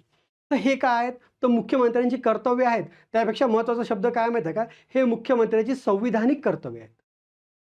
संविधानिक कर्तव्य का बरं, तर हे संविधानात दिलेली आहेत. संविधानात कुठं दिलेली आहेत, तर अनुच्छेद 167 साठी मुख्यमंत्री आणि 78 साठी पंतप्रधान. मग हे अनुच्छेद जे आहेत 167 आणि 78 हे तुमचे पाठ पाहिजे, आणि 99% जे याच्यावर प्रश्न येणार, एवढाच याच्यावर प्रश्न येत असते. तर किती कर्तव्य आहेत, तर भावांनो 3 कर्तव्य आहेत. मग ते 3 कर्तव्य आपल्याला माहीत पाहिजे. तर पहिलं कर्तव्य कोणतं, की राज्य कारभाराच्या प्रशासनाशी संबंधित मंत्रिमंडळाचे सर्व निर्णय, विधिविधानाचे सर्व प्रस्ताव राज्यपालांना कळवणे. फक्त तिथं मग काय करायचं, राज्यपालाच्या ऐवजी राष्ट्रपती करायचं, जर 78 असलं तर. राज्याच्या कारभाराचे प्रशासन व विधिविधानाचे प्रस्ताव यासंबंधी राज्यपाल मागवतील ती माहिती पुरवणे. ज्या बाबीवर एखाद्या मंत्र्याने निर्णय घेतला आहे पण मंत्रिमंडळाने तिचा विचार केला नाही, अशी बाब राज्यपालाने आवश्यक केल्यास मंत्रिमंडळाच्या विचारार्थ सादर करणे, हे काय, मुख्यमंत्र्यांचं कर्तव्य आहे. आणि खाली काय दिलं, मंत्र्यांमध्ये काय, खाते वाटपांबाबत ते allocation of the portfolios among ministers, ते मुख्यमंत्र्याचं संविधानिक कर्तव्य नाही आहे. खाते वाटप, कोणत्या मंत्र्याला कोणतं खाते द्यायचं, किंवा वर केंद्रात कोणत्या मंत्र्याला कोणतं मंत्रालय द्यायचं, ते संविधानिक कर्तव्य नाही आहे. ओके, संविधानिक कर्तव्य म्हणजे असे कर्तव्य ज्याचा उल्लेख संविधानात आहे, आणि ज्याचा उल्लेख कुठं आहे, मग 167 आणि 78 मध्ये आहे. ओके, 78 म्हटलं तर पंतप्रधान, 167 म्हटलं तर मुख्यमंत्री. तर भावांनो, हे 3 कर्तव्य तुम्ही व्यवस्थित पाठ करून ठेवा. हे 3 कर्तव्य तुमचे व्यवस्थित पाठ असले ना, चौथा आणखीन एखादा टाकतील. आणि जर का तुम्हाला इथं पर्यायाला आणखीन पर्याय दिले असते, अ ब क बरोबर, ब क ड बरोबर, वरील सर्व बरोबर, तर काही लोकांना काय केलं असतं, वरील सर्व बरोबर लिहिलं असतं. कारण की मंत्र्यांमध्ये खाते वाटपाबाबत राज्यपाला सल्ला देतात, पण ते संविधानिक नाही आहे ना. मग तर तुम्ही काय केलं असतं, ते बरोबर लिहिलं असतं. ओके, पुढे पहा. संविधान सभेच्या समित्या व अध्यक्ष यांच्या योग्य जोड्या जुळवा. आता पहा, संविधान सभा हे विविध समित्यांमार्फत काम करत होती, बरोबर आहे. विविध समित्या होत्या ना, तर मग त्यातली कोणती, सुकाणू समिती, डॉक्टर राजेंद्र प्रसाद. संघराज्य अधिकार समिती, पंडित जवाहरलाल नेहरू. किंवा संघराज्य घटना म्हटलं, संघराज्य घटना, तर तेव्हा पण काय म्हणतो आपण त्याला, पंडित जवाहरलाल नेहरूच होते. प्रांतिक घटना म्हटलं तर पटेल होते, प्रांतिक पटेल, असं लक्षात ठेवा. नागरी कर्तव्यावरील तदर्थ समिती, तर एस वरदाचार्य. तर भावांनो, संविधान सभा हे विविध समित्यांमार्फत काम करत होती. तर त्या टोटल अशा 22 समित्या होत्या. म्हणजे किती, 10 + 12. 10 + 12, मग आता हे टोटल झालं 22. मग 10 + 12 का बरं लिहिलं, डायरेक्ट 22 लिहा ना. तर 10 कार्यपद्धतीत्मक समित्या होत्या आणि 12 विशिष्ट व्यवहार समित्या होत्या, असा ते 10 + 12 आहे. ओके, तर 10 कशा, कार्यपद्धतीत्मक, आणि 12 कशा होत्या, विशिष्ट व्यवहार समित्या. अशा पण तुम्ही ह्या समित्या व्यवस्थित पाठ करून ठेवले बस. माझी रँक 23वी आहे राज्यात, मी 23वी रँक घेऊन PSI झालो, ठीक आहे. ओपन जनरलमधून. तर मला एक गोष्टी म्हणजे ज्या गोष्टी मला समजल्या त्या मी तुम्हाला लगेच सांगत आहे ना, की तुम्ही आपल्या जर का गोष्टी पाठ असल्या तर क्वेश्चन अटेम्प्ट करायची स्पीड वाढते आणि आपल्या कंबाईनमध्ये डिमांड तेच आहे ना, की तुम्ही किती फास्ट अटेम्प्ट करू शकता. आपल्या इथं वेळ नाही आहे ना, की बा थांबा मी विचार करतो, मग इथं हे कट करतो, बहुतेक नाही, मग नाही हे बरोबर आहे. तो वेळ नाही आहे. तसं केलं तर मग पुढचं वर्ष संपलं ते. तो वेळ नाहीच आहे आपल्याकडे. आपल्याला डायरेक्ट हो म्हण नाही तर नाही म्हण. थोड्या वेळात सांगतो तसं नाही, थोड्या वेळात नाही आत्ताच सांग काय आहे तर. ओके, हे लक्षात ठेवा. पुढे गेलो. चला राज्य धोरणाची मार्गदर्शक तत्त्वे व संबंधित अनुच्छेद यांच्या जोड्या जुळवा. पहा. या म्हणजे जे सध्या मी टेस्ट कंडक्ट केलेली आहे, सध्या जी आपली टेस्ट सुरू आहे, तुम्ही जे बघत आहे, यात आपण स्पेशली सुरुवातीच्या याच्यावर जास्त भर दिलेला आहे. हां, नंतर मग बाकीच्या याच्यावर ते आपल्या कॉम्प्रिहेन्सिव्ह टेस्टमध्ये कव्हर होईलच आणि एवढा नेक्स्ट लेव्हलचा कव्हर होईल, की तुमचा प्रश्न जाणार नाही. तुम्ही पॉलिटीमध्ये पैकीच्या पैकी मार्क्स मारणार. एवढं व्यवस्थित कव्हर होईल. तुम्ही त्याचं काहीच टेन्शन नका घेऊ. प्रोव्हायडेड तुम्ही पण तेवढं सिरियसली हे केलं पाहिजे. नाहीतर मी जीव तोडून शिकवत आहे, आप्पा सर जीव तोडून शिकवत आहेत, ते निलेश सर जीव तोडून शिकवत आहे आणि तुम्ही तुमचं चालू आहे, तसं नाही. तुम्ही पण तेवढं सिरियसली करा. आमच्या परीनं आम्हाला जे करता येतं आम्ही सगळं करू. तुमची जेवढी अपेक्षा आमच्याकडून त्याच्यापेक्षा जास्त करू. पण तुम्ही काय करा, इथं ज्या टेस्ट होतात त्या व्यवस्थित अटेम्प्ट करा. जे विश्लेषण व्यवस्थित नोट डाऊन करा. जो प्रश्न तुमचा चुकला असेल तिथून वापस तुम्ही याच्यामध्ये जा, बुकमध्ये जा. तिथं टेस्ट चेक करा, की माझं चुकलं काय बरं? हा सगळा विचार या टाईपमधला ॲनालिसिस करा आणि तुम्ही तुमचे इम्प्रूव्हमेंट बघा. ऑन द पेपर तुम्हाला इम्प्रूव्हमेंट देशील, की माझे आता प्रश्न आधीपेक्षा जास्त बरोबर येतात. ओके. आता बघा 45 मध्ये काय म्हटलं होतं? 6 वर्षाखालील हे थोडं प्रिंट मिस्टेक. 6 वर्षाखालील बालकांच्या प्रारंभिक म्हणजे बाल्यवस्थेतील देखभाल आणि शिक्षण. 6 वर्षाखालील बालकांचे देखभाल व शिक्षण. बालकांचे काय? देखभाल व शिक्षण. ओके, ते सोडून द्या, त्यात जास्त लक्ष नका देऊ. 46 मध्ये काय म्हणते? SC ST आणि इतर दुर्बल घटक यांचे शैक्षणिक आणि आर्थिक हितसंवर्धन. तसेच SC ST म्हणजे अनुसूचित जाती, अनुसूचित जमाती, इतर दुर्बल घटक म्हणजे अदर झालं.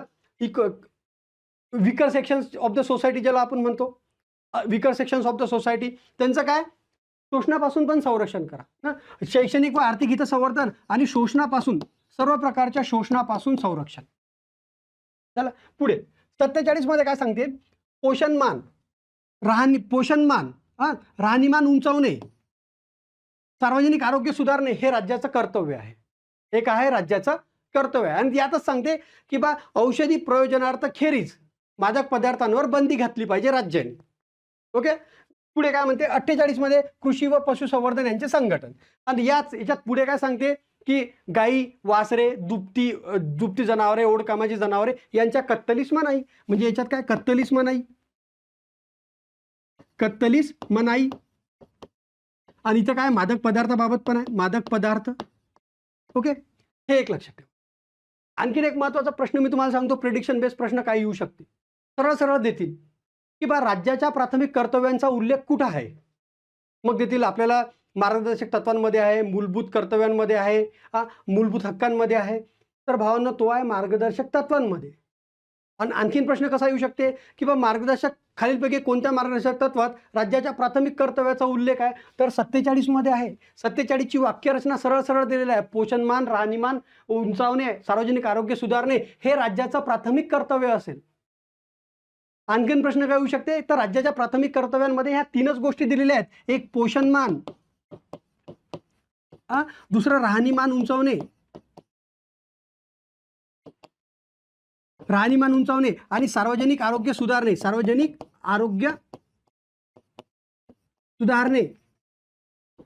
हेच झाले राज्याचे प्राथमिक कर्तव्य 3 आणि हे दिलेले आहेत 47 मध्ये. म्हणजे या सेक्शनवर खूप काही बोलण्यासारखं आहे की ओरिजिनल कॉन्स्टिट्यूशन मध्ये हे सेक्शन याचा जो नंबर होता तो 38 होता, नंतर तो 47 झाला. ते खूप काही बोललेलं आहे का, पण ते इथं नाही, ते नंतर कधी. सध्या आपलं महत्त्वाचं चालू आहे. ओके, त्या बाकी फाकाल्या नंतर करू आपण. पुढे पहा, अनुच्छेद 51 मध्ये खालीलपैकी कोणत्या तरतुदींचा समावेश आहे किंवा खालीलपैकी कोणत्या तरतुदी दिलेल्या आहेत अनुच्छेद 51 मध्ये? तर पहा, अनुच्छेद 51 म्हणजे काय?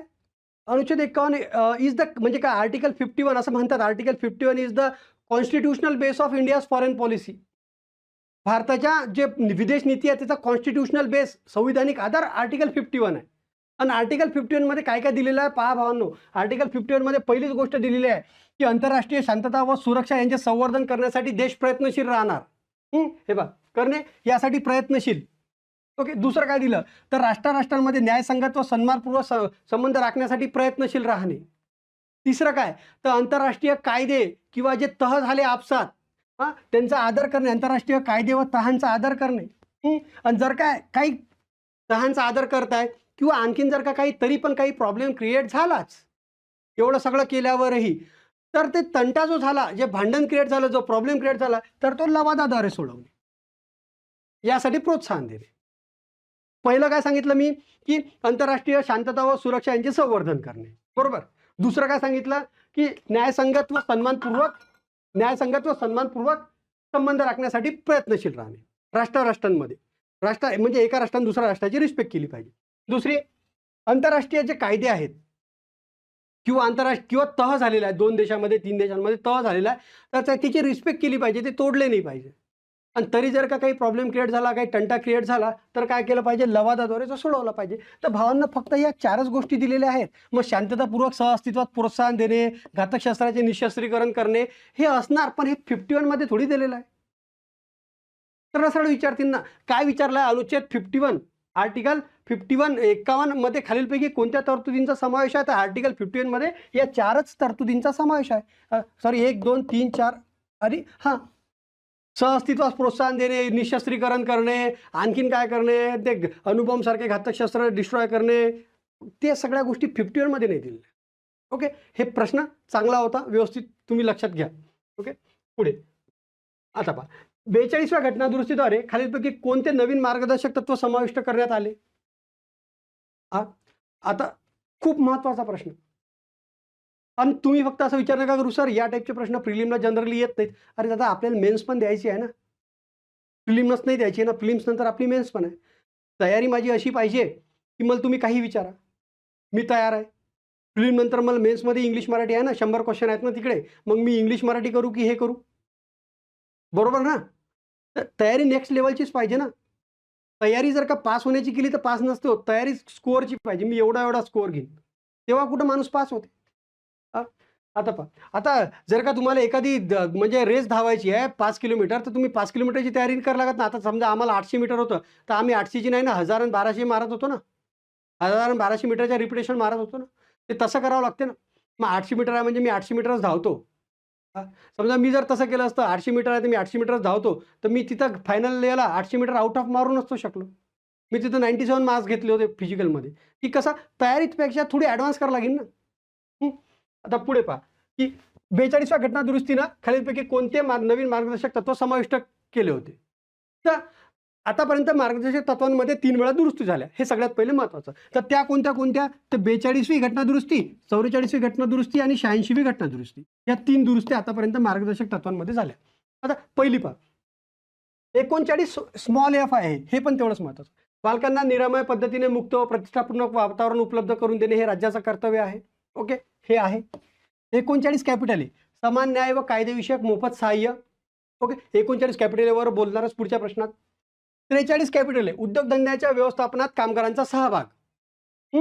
आणि 38(2) उत्पन्नाची विषमता किमान पातळीवर आणणे, दर्जा सुविधा व संधी यांची विषमता नाहीशी करणे. हे काय झालं, यासाठी राज्य प्रयत्नशील राहील. तर हे भावांना 44व्या घटना दुरुस्तीने टाकलेलं आहे.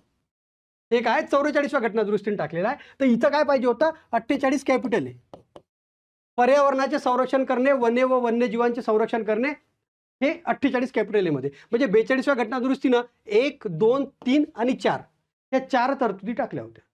ओके, 42व्या 44व्या घटना दुरुस्तीनं फक्त एकच, ते कोणती तर 38(2) उत्पन्नाची विषमता किमान पातळीवर आणणे, दर्जा सुविधा व संधी यांची विषमता नाहीशी करणे. म्हणजे पहा, उत्पन्नाची विषमता नाहीशी होतच नसते, कधीच नाही होणार. एका व्यक्तीचं उत्पन्न दुसऱ्या व्यक्तीचं उत्पन्न सर्वांचं सारखं उत्पन्न कधीच होणार नाही. म्हणून प्रयत्न काय, फक्त किमान पातळीवर आणणे आणि दर्जा सुविधा संधी यांची काय विषमता नाहीशी करणे झालं. आणि हे 48 एक पाहिजे इथं. म्हणजे पहा, 39 स्मॉल एफ, 39 कॅपिटल आहे, 43 कॅपिटल आहे आणि 48 कॅपिटल आहे, ह्या गोष्टी टाकल्या होत्या 42वी घटना दुरुस्ती. मग 86वी घटना दुरुस्तीनं काय केलं होतं, तर त्या 6 वर्षापर्यंत काय बालकांचं संगोपन व शिक्षणाची तरतूद, ते 86व्या घटनादुरुस्तीने काय केलं होतं, 45ची वाक्यरचना बदलली होती. तिथं पहिले 6 ते 14 होतं. तर मग ते काय केलं, 6 वर्षापर्यंत केलं. हे एक लक्षात ठेवा. झालं. मग आणखीन एक लक्षात ठेवा, 86वी घटनादुरुस्ती 2002 खूप जास्त महत्त्वाचं वर्ष. इथं 1976, 42वी आणि 44वी 1978 वर्ष पण खूप जास्त महत्त्वाचं. ओके, पुढे पहा. म्हणजे मी तुम्हाला लगेच प्रश्नाचं उत्तर सांगून लगेच पहा चला पुढे नाही. जास्तीत जास्त माहिती कशी देता येईल, जास्तीत जास्त फायदा कसा होईल, तुमची डायरेक्ट रिव्हिजन होत असणार आता, की पॉलिटिकल डायरेक्ट रिव्हिजन बसत आहे सर, असं चालू असणार. आता पहा, मार्गदर्शक तत्वांबाबत खालीलपैकी योग्य विधान ऑब्लिक विधाने निवडा. प्रश्न येण्याची शक्यता खूप जास्त आहे. आतापर्यंत आलादी प्रश्न येण्याची शक्यता जास्त आहे. हां, ओके पहा. अल्लादी कृष्णस्वामी अय्यर यांच्या मते जनतेच्या मतावर आधारित असलेले सरकार धोरण ठरवताना यांच्याकडे दुर्लक्ष करू शकत नाही. आणि डॉक्टर बाबासाहेब आंबेडकरांच्या मते लोकांना जबाबदार असलेले कोणतेही मंत्रिमंडळ याकडे दुर्लक्ष करू शकत नाही. तर यात एकच लक्षात ठेवायचं की डॉक्टर बाबासाहेब आंबेडकरांच्या मते जनतेच्या मतांवर आधारित असलेले सरकार धोरण ठरवताना याकडे दुर्लक्ष करू शकत नाही असं आहे. आणि अल्लादी कृष्णस्वामी अय्यर यांच्या मते लोकांना जबाबदार असलेले कोणतेही मंत्रिमंडळ याकडे दुर्लक्ष करू शकत नाही असं आहे. म्हणजे काय झालं, दोन्ही चुकलेले आहेत. ओके, चला. तर मग हे पहा, याचे उत्तर नाही सांगितले ते तुम्ही गृहीत धरा ना. आता तुम्ही काही म्हणतात की बा उत्तर, तर हे मी सांगितलं ना तुम्हाला की बा इथं 44वी पाहिजे. मग ऑब्व्हियसली आता तेवढं तर आपल्याला समजतं ना की बा इथं डी पाहिजे नाही म्हणजे अबक उत्तर आहे. ओके, पुढे पहा. चला, मार्गदर्शक तत्वे व त्यांच्याबाबतची मते म्हणजे तज्ज्ञ लोक जे विचारवंत आहेत, तज्ज्ञ आहेत, ते मार्गदर्शक तत्वांना काय म्हणत होते याबाबत इथं बोललेलं आहे. तर पहा, सिंघवीनं काय म्हटलं होतं, घटनेला जीवन प्रदान करणारी आहेत म्हटलं होतं. के.टी. शहानी काय म्हटलं होतं, इच्छेनुसार वटवता येणारा चेक म्हटलं होतं. झालं. एम.सी. छगला यांनी काय म्हटलं होतं, जर यांची अंमलबजावणी झाली तर देश पृथ्वीवरील स्वर्ग बनणार. आणि बी.एन. राव यांनी काय म्हटलं होतं की राज्यसंस्थेच्या प्राधिकारासाठी ही नैतिक तत्वे आहेत असं मार्गदर्शक तत्वांबाबत म्हटलं होतं. या टाईपचे प्रश्न, ह्या सेंटेन्स कोणी काय म्हटलेलं आहे, भारतीय संघराज्याबद्दल म्हणा, मार्गदर्शक तत्वांबद्दल म्हणा, संविधान सभेबद्दल म्हणा, म्हणजे आपल्या संघराज्यात्मक वैशिष्ट्यांबद्दल खूप जणांचे स्टेटमेंट आहेत, त्यावर प्रश्न 4-5 वेळा आलेला आहे, यावर प्रश्न 4-5 वेळा आलेला आहे. तर हे सगळे स्टेटमेंट व्यवस्थित लक्षात ठेवा. तुम्ही पटापट अटेम्प्ट करू शकता, बाकी काहीच नाही. पुढे, मूलभूत कर्तव्यांबाबत अयोग्य विधान निवडा. आता पहा, 42वी घटना दुरुस्ती 1978 ने भाग 4A मध्ये मूलभूत कर्तव्यांचा समावेश करण्यात आला आहे. पहा, आपल्याला वाचताना लगेच बरोबर वाटते, पण भावांनो 42व्या घटना दुरुस्तीनं केलं, भाग 4A मध्ये केला, बरोबर आहे, पण 1978 ने पाहिजे ना, इथे 1976 पाहिजे. या टाईपचे प्रश्न चालू झालेले आहेत आता विचारणं. ओके, म्हणून असे प्रश्न टाकले. 86व्या घटना दुरुस्तीनं 11वे मूलभूत कर्तव्य टाकण्यात आले. वाक्य बरोबर आहे. मूळ घटनेत त्यांची संख्या 10 होती, नाही, मूळ घटनेत त्यांची संख्याच नव्हती. 42व्या घटना दुरुस्तीनं टाकले 10, 86व्या घटना दुरुस्तीनं 11वे टाकले. ओके, आता बघा, जपानकडून घेतले असून ते न्यायविचारणीय आहेत. ते जपानकडून नाही तर ते रशियाकडून घेतले आणि ते न्यायविचारणीय बी नाहीत. न्यायविचारणीय नाहीत. मार्गदर्शक तत्वे, मूलभूत हक्क न्यायविचारणीय नाहीत. त्यांची अंमलबजावणी घडवून आणण्यासाठी न्यायालयात जाता येत नाही. ओके, घटनाबाह्य व विध्वंसक कृत्यांना नियंत्रणात ठेवण्यासाठी मूलभूत कर्तव्यांचा समावेश केला गेलेला आहे. तर वाक्य बरोबर आहे. आय नंबरचं पहा की बा काय केलं, पब्लिक प्रॉपर्टीला नुकसान नाही पोहोचवणार. आय नंबरचं आपलं मूलभूत कर्तव्य म्हणजे ABCDEFGHI 9. ओके, आता बघा, म्हणजे काय येणार भावांनो, काय विचारलं, अयोग्य विचारलं, मग माझा अ, ब आणि क झालं अयोग्य, ड काय आहे, बरोबर आहे. पुढे, भारतीय राज्यघटनेची संघराज्यीय वैशिष्ट्ये कोणती, अतिशय महत्वाचा प्रश्न. आणि काय म्हणतो याला, परीक्षेत मॅक्झिमम लोक चूक करणार असा हा प्रश्न, आणि या प्रश्नात ऍक्च्युअलमध्ये काहीच दम नाही. तर कसं पहा भावांनो, हे पहा, संघराज्य वैशिष्ट्य म्हणजे सगळ्यात पहिले मी तुम्हाला शॉर्टमध्ये सांगतो. संघराज्य वैशिष्ट्य म्हणजे कसं, की संघराज्य म्हणजे कसं राज्य, की ज्या राज्यामध्ये केंद्र सरकार आहे, ज्या देशामध्ये राज्य म्हणजेच केंद्र, जिथं केंद्र सरकार आहे, जिथं राज्य सरकार पण आहे, दोघांचं अस्तित्व आहे. म्हणजे राज्याला राज्याचे वेगळे अधिकार आहेत, केंद्राला तर अधिकार आहेतच, पण राज्याला पण अधिकार आहेत. म्हणजे काय, राज्याने एखाद्या बाबतीत कायदा केला तर केंद्र त्याचं उल्लंघन करणार नाही, ते पण त्यांची रिस्पेक्ट करणार. ते झालं संघराज्य. म्हणजे काय, अमेरिका जगातलं सर्वात चांगलं उदाहरण, सर्वात बेस्ट उदाहरण, संघराज्य फेडरल सिस्टम ऑफ गव्हर्नमेंट ज्याला म्हणतात इंग्लिशमध्ये, त्याचं उदाहरण सर्वात चांगलं कोणा? अमेरिका आहे. म्हणजे तिथं कसं आहे की तिथं नागरिकत्व बी राज्याचं वेगळं आहे. म्हणजे तो वेगवेगळ्या राज्याचा नागरिक राहते. एकेरी नागरिकत्व नाही आहे. जसं इंग्लंडमध्ये आपण एकेरी नागरिकत्व इंग्लंडकडून घेतलेलं आहे. तिथं सिटिझन ऑफ इंग्लंड असते, तसं आपलं सिटिझन ऑफ इंडिया असते. पण अमेरिकेत कसं असते? राज्याचं नागरिकत्व वेगवेगळं असते. अमेरिकेत कसं असते? तिथल्या राज्याचा हायकोर्टच तिथलं सुप्रीम कोर्ट असते. आपल्या इथं तसं नसते. संघराज्य वैशिष्ट्य म्हणजे कशी, की राज्याचं पण वेगळं अस्तित्व आम्ही मान्य केलेलं आहे. राज्याला पण त्यांचे अधिकार आहेत. राज्यात वेगळी सरकार राहू शकते. असं नाही की बा केंद्रात आणि राज्यात एकच सरकार राहिली पाहिजे. ते झालं संघराज्य. ओके. म्हणजे काय? अल्टिमेटली एकाच शब्दात सांगायचं म्हणजे काय, की राज्याचं अस्तित्व, राज्याला अधिकार. ओके.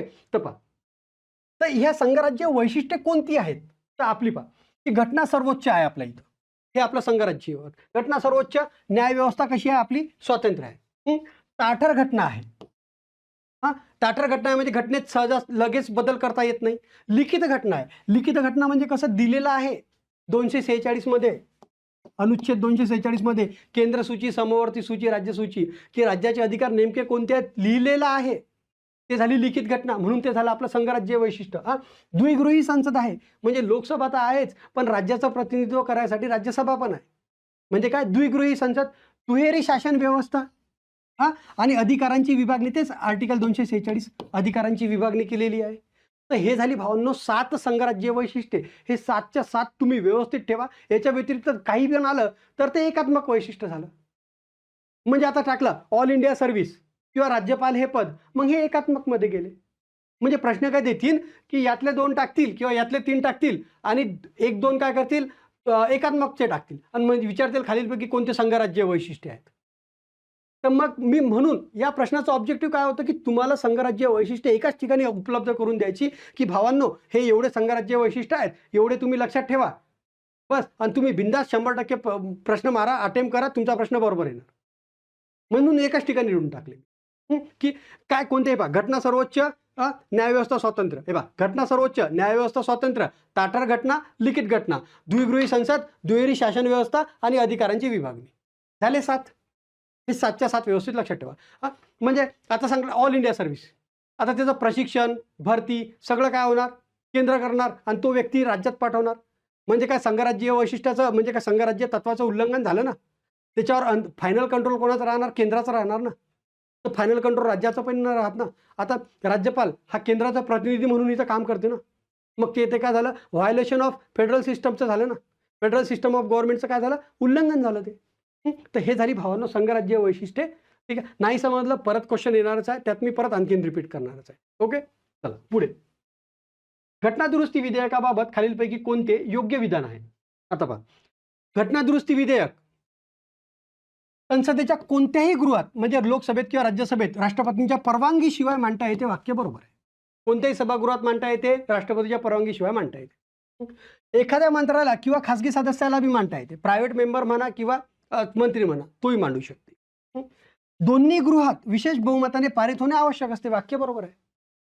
घटना दुरुस्ती विधेयकास संमती देण्याचे बंधन 42व्या घटना दुरुस्तीने नाही तर भावांनो 24व्या घटना दुरुस्तीने 1971 24व्या घटना दुरुस्तीने टाकलेलं आहे बंधन, की बा घटना दुरुस्ती विधेयकाला मान्यता देणे बंधनकारक आहे राष्ट्रपती.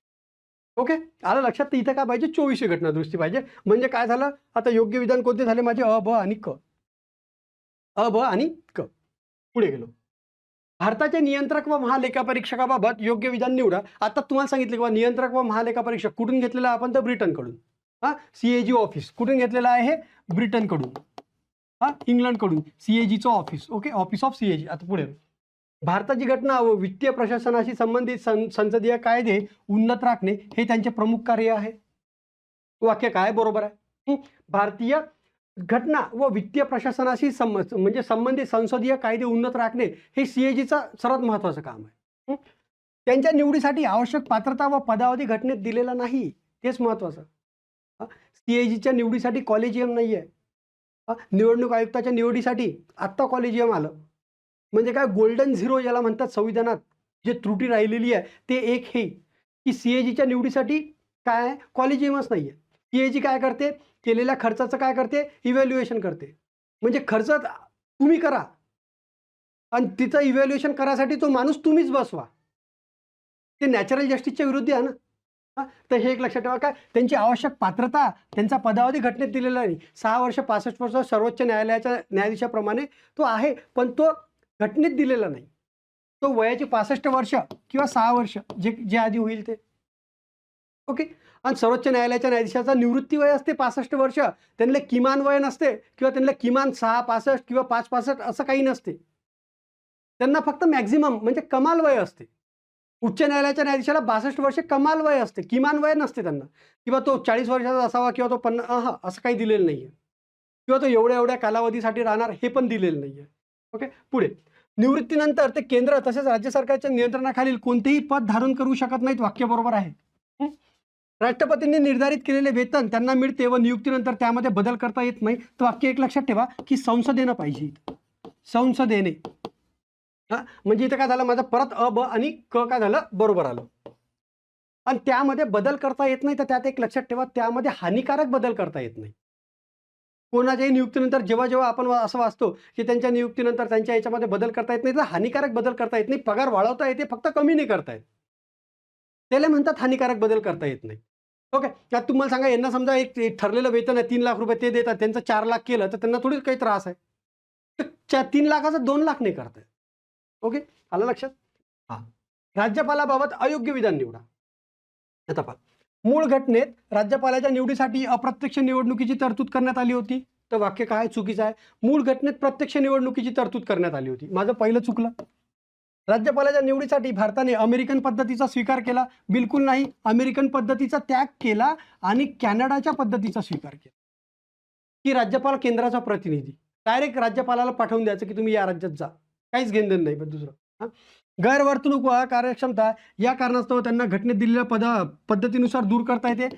तर त्यांना कसं दूर करायचं याचं दिलेलंच नाही. राष्ट्रपती म्हणतील उद्यापासून येऊ नका, विषय संपला. आत्तापासून येऊ नका, विषय संपला. त्यांना काय पदावरून दूर करण्याची पद्धत वगैरे काहीच दिलेलं नाही. राष्ट्रपतींनी निर्धारित केलेले वित्तलाब्धी व भत्ते त्यांना मिळतात. बिलकुल नाही. तर इथं काय पाहिजे, संसदेने. हा म्हणजे काय झालं भावांनो, काय विचारलं, अयोग्य विधान निवडा. तर काय झालं माझं अ, ब आणि क. चला ठीक आहे, ऑप्शन अ, ब आणि क. ओके. दूर करता येते हे पण चुकलं. अमेरिकन पद्धतीचा स्वीकार केला हे पण चुकलं. आणि हे ओके. आलं लक्षात. ऑप्शनमध्ये थोडीशी गडबड आहे, पण तुमच्या लक्षात आलं हे महत्वाचं. ओके. चला पुढे. योग्य जोड्या जुळवा. बस राज्य विधिमंडळावर प्रत्येक परीक्षेत प्रश्न येते. कोणताच पेपर असा झाला नाही की ज्यावर राज्य विधिमंडळावर प्रश्न आला नाही, प्रश्नपत्रिका पूर्ण झाली. राज्य विधिमंडळावर प्रश्न असते म्हणजे असते. पहिलं 153 काय म्हणते, प्रत्येक राज्यासाठी एक राज्यपाल असेल. प्रत्येक राज्यासाठी एक राज्यपाल असेल 153. आणि 7वी घटना दुरुस्ती 1956. 2 किंवा अधिक राज्यासाठी पण एक राज्यपाल असू शकतो. काय 2 किंवा अधिक राज्यासाठी पण एकच राज्यपाल असू शकते. म्हणजे म्हणायचं काय, तर 28 राज्यासाठी बी एक राज्यपाल असू शकते. 7व्या घटना दुरुस्तीने दिलेलं आहे. डायरेक्ट संविधानात म्हणजे असं असतं शब्दशः अर्थ जे काय दिलेलं आहे की बा तुम्हीच म्हटलेलं आहे ना 2 किंवा अधिक राज्यासाठी, मग तो कितीही राज्यासाठी राहील ना. 2 किंवा अधिक म्हणजे तो 28 साठी पण राहील. ओके. हे झाली 7वी घटना दुरुस्ती. झालं. 154 काय, राज्याचे कार्यकारी अधिकार राज्यपालाकडे असतील. पुढचं वाक्य महत्वाचं. राज्याचे कार्यकारी 154 नुसार राज्याचे कार्यकारी अधिकार राज्यपालांकडे असतील. राज्यपाल आपले कार्यकारी अधिकार स्वतः प्रत्यक्षपणे किंवा त्याच्या अधीनस्थ असलेल्या अधिकाऱ्यांमार्फत बजावणार. वाक्य बरोबर आहे. स्वतः प्रत्यक्षपणे किंवा आपल्या अधीनस्थ असणाऱ्या अधिकाऱ्यांमार्फत आपले कार्यकारी अधिकार राज्यपाल बजावते.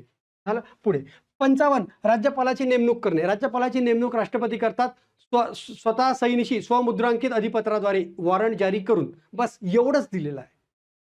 फक्त घटनेत एवढंच दिलेलं आहे की बा राष्ट्रपती काय करतील, राज्यपालाची नेमणूक करतील स्वमुद्रांकित अधिपत्राद्वारे वॉरंट जारी करून. झालं.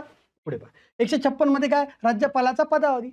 आता सामान्यतः 5 वर्ष आहे आणि मूळ राज्य म्हणजे काय, दुसरा राज्यपाल पद ग्रहण करेपर्यंत असा असते त्यांचा पदावधी. पण तो घटनेत काय असा दिलेला नाही की बा 5 वर्षे किंवा 6 वर्षे असा दिलेला नाही. राष्ट्रपतीची मर्जी असेपर्यंत ते आपलं पद धारण करतील. ओके. झाला. सोपा प्रश्न होता. सरळ सरळ 1 2 3 4 इथं आहे 3 नंबरचं. पुढे अनुच्छेद 157 नुसार. चला खूप महत्वाचा प्रश्न आणि मॅक्झिमम लोकांचा हा प्रश्न चुकला असेल तुमचा. मी आताच सांगतो. मी आताच सांगतो की मॅक्झिमम लोकांचा प्रश्न तुमचा चुकला असेल. तर पहा भावांनो, आता कमेंट करजा की अनुच्छेद 157 नुसार राज्यपालाबाबत खालीलपैकी कोणती अहर्ता घटनेत दिलेली आहे? 157 मध्ये काय अहर्ता, 158 मध्ये शर्ती आहेत आणि 159 मध्ये शपथ आहे. ते सोडा, फक्त 157 विचारलं की कोणती अहर्ता दिलेली आहे घटनेत, तर ती वयाची 35 वर्ष पूर्ण केलेला भारताचा नागरिक असावा, फक्त एवढंच दिलेलं आहे. फक्त एवढंच दिलेलं आहे किंवा वय 35 पाहिजे आणि भारताचा नागरिक पाहिजे, बाकी काहीच घेणं देणं नाही. मग तो दुसऱ्या राज्यातील असावा, मग पहा तो राज्याबाहेरील असावा जेणेकरून तो स्थानिक राज्यकरणापासून विलग आहे. वाक्य बरोबर आहे, पण 157 अंतर्गत म्हणजे संविधानिक जे अहर्ता आहे, म्हणजे संविधानिक अहर्ता, संविधानात दिलेली अहर्ता फक्त वय आणि काय नागरिकत्व एवढीच मागितलेली आहे. विधानसभेचा सदस्य म्हणून निवडून येण्यास पात्र असावा, बिलकुल नाही. निवडीच्या वेळी कोणतेही लाभाचे पद धारण करत असावा, बिलकुल नाही. असं दिलेलं नाही. सरकारी आयोगने काय म्हटलं होतं ते एक लक्षात ठेवा. सरकारी आयोगावर आपल्या कॉम्प्रिहेन्सिव्ह टेस्टमध्ये प्रश्न आहेत टाकलेले, टेन्शन नका घेऊ, ते सर्व तुमचे आयोग कव्हर होऊन जातील तिथून. तर सरकारी आयोगने काय म्हटलं होतं की सीएमचा सल्ला घ्या, आणि ते आता सध्या केलं जाते. सरकारी आयोगाची ते शिफारस तर मान्य केली किंवा सीएमचा सल्ला घ्या राज्यपालाची. आता महाराष्ट्रात एखादा राज्यपाल नियुक्त करायचा तर सीएमची सल्ला, म्हणजे एकदा सल्ला घ्या, ते बंधनकारक आहे वगैरे ते नाही, पण सल्ला घ्या असं दिलेलं आहे सरकारी आयोग. चला पुढे गेलो. खालीलपैकी योग्य विधान निवडा. उच्च न्यायालयातील न्यायाधीशास, खूप महत्वाचा प्रश्न उच्च न्यायालयावर प्रश्न येते. उच्च न्यायालयातील न्यायाधीशास निवृत्तीनंतर त्यांनी ज्या न्यायालयात न्यायाधीश म्हणून काम केले आहे ते वगळता इतरत्र वकिली करण्यास बंदी नाही. तर वाक्य काय बरोबर आहे? हे काय 220 मध्ये दिलेलं. म्हणजे उच्च न्यायालयातील न्यायाधीश आहे, त्यांनी समजा महाराष्ट्रात केलं आहे काम, गुजरातमध्ये केलेलं आहे, आंध्र प्रदेशमध्ये केलेलं आहे, तर ते वगळता मग ते दुसऱ्या राज्यात करू शकतात. त्या राज्यात त्यांनी काम केलेलं आहे, ज्या म्हणजे हायकोर्टात त्यांनी न्यायाधीश म्हणून काम केलेलं आहे ज्या ठिकाणी, ते वगळता ते दुसऱ्या याच्यात करू शकतात आणि सुप्रीम कोर्टात करू शकतात. प्लस कुठं करू शकतात? वकिली करण्यास बंदी नाही, प्लस सुप्रीम कोर्टात. म्हणजे ते जिथं जिथं न्यायाधीश म्हणून काम केलेलं आहे तिथं तिथं वकिली नाही करू शकत, ते वगळता बाकी ठिकाणी करू शकतात. आणि सुप्रीम कोर्टात तर ऑब्विसली करू शकतात. उच्च न्यायालयातील न्यायाधीशात चालू आहे. नंतर पहा, राष्ट्रपती सरन्यायाधीशांचा विचार घेऊन एका न्यायाधीशाची एका उच्च न्यायालयातून दुसऱ्या उच्च न्यायालयात काय बदली करता येते, हे 222 मध्ये दिलेलं आहे. हा वाक्य कसं आहे? बरोबर आहे. हे पहा, एक लक्षात ठेवा की फक्त उच्च न्यायालयाच्या न्यायाधीशांच्याच बदल्या होत असतात. सर्वोच्च न्यायालयाच्या न्यायाधीशांच्या कधी बदल्या पाहिल्या तुम्ही आजपर्यंत? आला काय? आता एवढे दिवस झाले करंट वाचून राहिले, पण आता पहा बरं, आठवा बरं थोडंसं कधीतरी, कधी पाहिलं काय? कधीच नसते होत. फक्त उच्च न्यायालयातील न्यायाधीशांच्या बदल्या होत असतात आणि ते एकदा सर्वोच्च न्यायालयात गेले की मग ते रिटायरमेंटपर्यंत तिथंच राहतात. ओके, तर काय 222 नुसार फक्त एक लक्षात ठेवायचा की बा कोर्टाचा एक निर्णय आहे की बा हे बदली हे अपवादात्मक परिस्थिती असावी, शिक्षा म्हणून केलेली नसावी, आणि बदलीला चॅलेंज करता येते का? तर करता येते, पण ज्या व्यक्तीची बदली झालेली आहे तो व्यक्ती स्वतःच करणार, बस हे एवढं.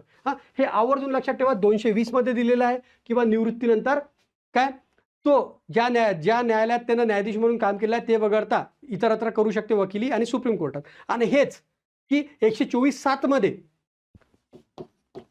सर्वोच्च न्यायालयाच्या न्यायाधीशास आहे, ते कुठंच करू शकत नाही, 124(7) मध्ये. ओके, पुढे चला. उच्च न्यायालयात कार्यार्थ किंवा हंगामी मुख्य न्यायाधीश याबाबत योग्य विधान निवडा. हे पहा, खूप महत्वाचा प्रश्न. हा प्रश्न त्यानंतर टाकलेला आहे पहा मी. हा प्रश्न, हे तीनही प्रश्न मी कंटिन्यू का बरं टाकले की तुम्हाला अवेअर करून द्यायचं होतं, तुम्हाला त्याची माहिती करून द्यायची होती की भावांनो फक्त एवढंच नाही आहे, याच्या व्यतिरिक्त पण भरपूर आहे. ओके, याच्या व्यतिरिक्त पण भरपूर आहे. तर पहिला प्रश्न पहा, हा पहा, राष्ट्रपती हे काय म्हणते, उच्च न्यायालयात कार्यार्थ किंवा हंगामी मुख्य न्यायाधीश. राष्ट्रपती हे मुख्य न्यायाधीशाचे पद रिक्त असेल किंवा अनुपस्थित असेल किंवा कर्तव्याचे पालन करण्यास असमर्थ असेल त्यावेळी मुख्य न्यायाधीश म्हणून नेमणूक करतील. ओके, कोणत्या परिस्थितीत करतील? कार्यार्थ किंवा हंगामी मुख्य न्यायाधीश. हे लक्षात ठेवा, न्यायाधीशाचं पद रिक्त आहे, पहिला रिक्त, दुसरं अनुपस्थिती, आणि तिसरं कर्तव्याचे पालन करण्यास असमर्थ.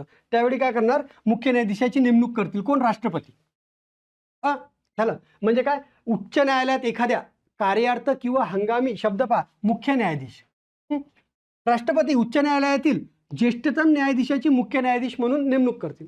आता एखाद्या उच्च न्यायालयात काय कार्यार्थ म्हणजे कार्यार्थ किंवा हंगामी मुख्य न्यायाधीश पाहिजे, तर मग काय करणार?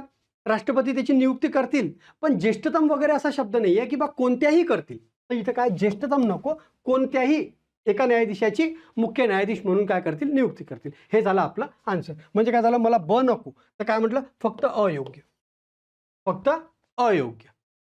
अ हे योग्य, अयोग्य नाही, अ हे योग्य आहे. चालते.